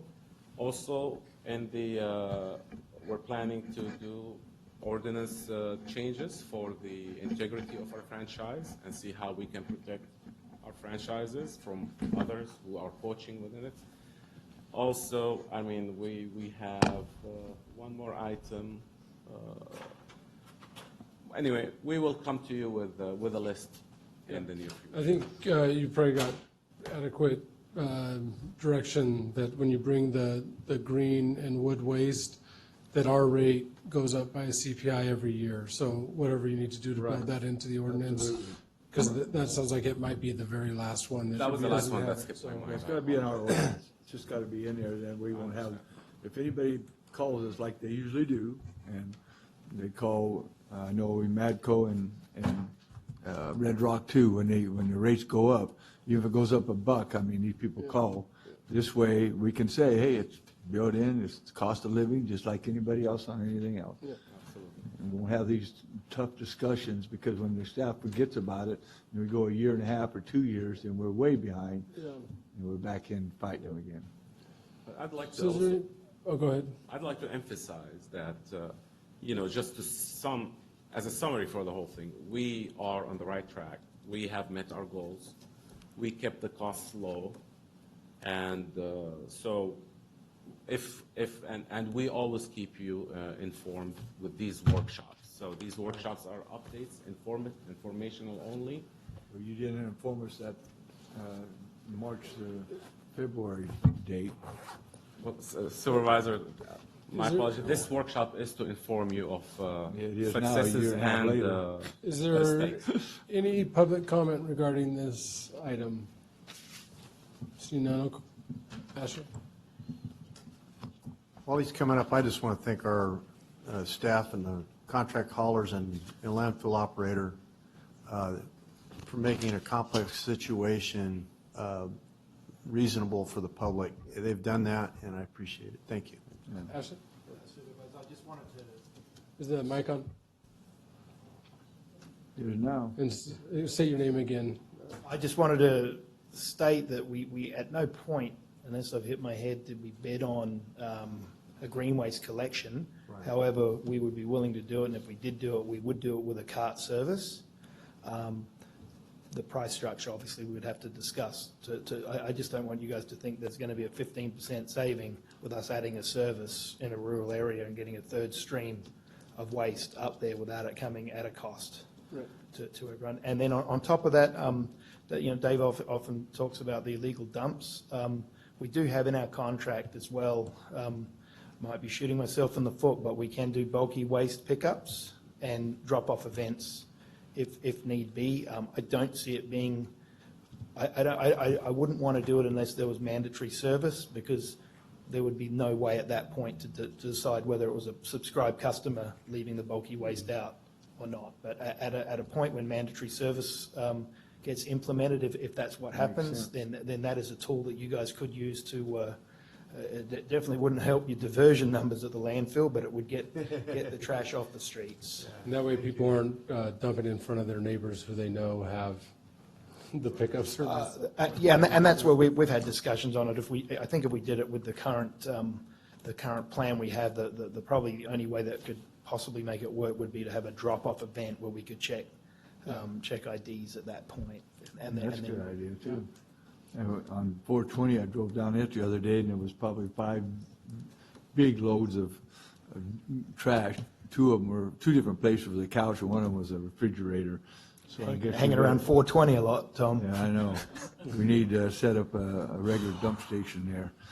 Any more information on it? What brand of refrigerator was it? I almost stopped and checked. I got news for you. All right. That's frustrating. I Oh, tell you, it we pisses got a me off. beautiful Yeah. community, and to have that happen is just All not right. acceptable. If there's no other public comment, I'm going to close the public comment. I believe staff has direction. Is there any other direction anybody wants to give? Thank all of you very much. All right. We have 2 more that are real quick. The E and F, I believe, are the last ones we have. 7E, County Administration Department, discussion and direction to staff on engaging consultant services to evaluate the feasibility of increasing the transient occupancy tax rate in Madera County. Good afternoon, Mr. Chairman, members of the board, Joel Begay, County Administrative Office. Today, we're seeking your direction to engage a consultant to evaluate the feasibility of increasing Madera County's TOT. Just to provide a little background, Mariposa increased their TOT recently. They did it through a ballot measure that passed overwhelmingly back in November, and that follows a similar effort that they did a year or so before that failed. So they changed their approach. They hired a consultant that helped them through the process from start to finish. We are recommending that, just a little bit on that, they did a 2% increase on their TOT. Right. They went from 10% to 12%. So when you add that to their 1% BID, their combined rate is 13%. We have a 9% TOT right now with a 2% BID for a combined rate of 11. I think what we're seeking direction on is for us to, engage a consultant to evaluate feasibility of matching that. But what we would be recommending is going from a 9% TOT to a 11% TOT with BID staying the same and then matching Mariposa's combined rate. I think it's a great idea. I think that, I guess it works. I mean, Yeah, go ahead, Tom. And if you go to San Francisco, it's like 26%. So most of it is 90%, probably at least, visitors that come here. They don't even look at that. I asked somebody the other day at the Pines, I was up there, and I said, you see what we charge for TOT? And what's that? I said, a tax. Oh, it's just a tax. I mean, it's something that we could really benefit from, especially if we do a fuel reduction district up there. It would really supplement that, and I think that hiring a company to do it, that's the way to do it. That's what we did to BID when we passed that 8 years ago, whenever it was, and through their hard work, we got it passed the first time. We didn't have to do it twice. In Mariposa, they're our main competition for people, and it's not going to, we're still. I just have a question. How much would a consultant like that cost? So, $25 an hour. So, You going to do it? Yeah, Supervisor, we haven't gone that far in discussions. We wanted to get your board's direction first. We have made initial contact, but we have not talked specific pricing. We just wanted to find out if, number one, they're available, and we expressed our interest in working, and we actually got their contact from Mariposa County themselves. So, Can we do this by thumbs up?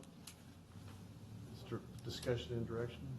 Or would you rather have a motion? I'll just make a motion that we have direct staff to go ahead and try to find a consultant to bring back to us and see what we think. Second. Public comment?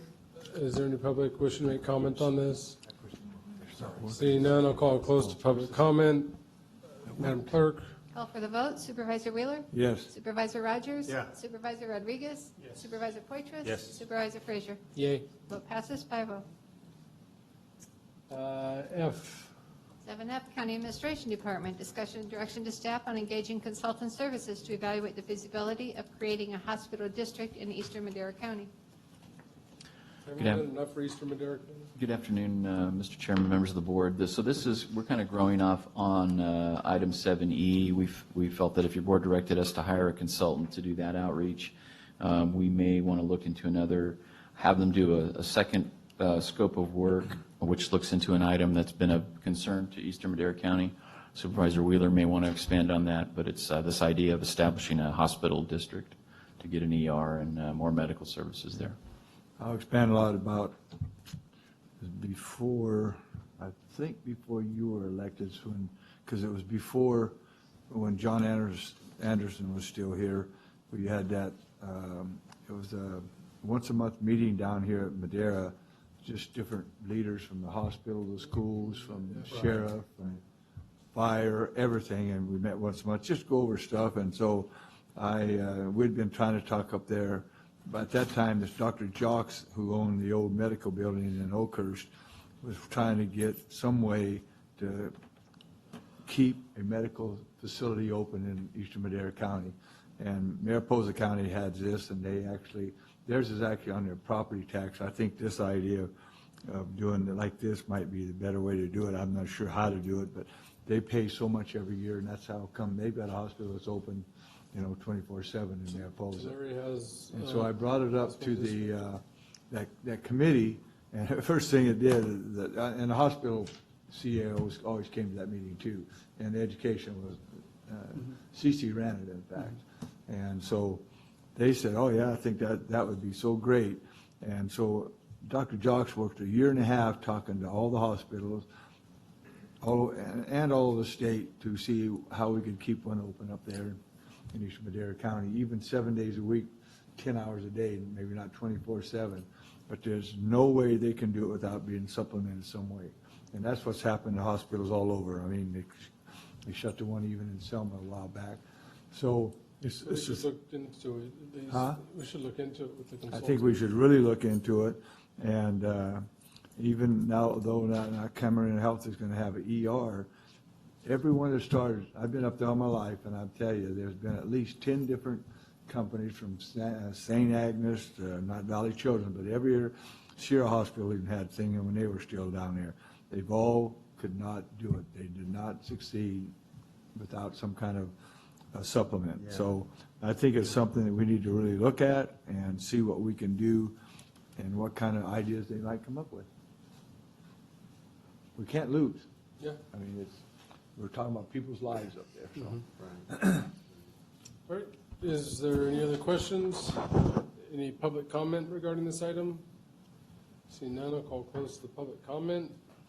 I move we direct staff to look at engaging a consultant to evaluate the feasibility of some kind of a ER hospital. Motion and a second. Madam Clerk? Call for the vote. Supervisor Wheeler? Yes. Supervisor Rodriguez? Yes. Supervisor Rogers? Yes. Supervisor Poitras? Yes. Supervisor Frazier? Yes. Vote passes 5-0. All right, Thank you, guys. pending legislation.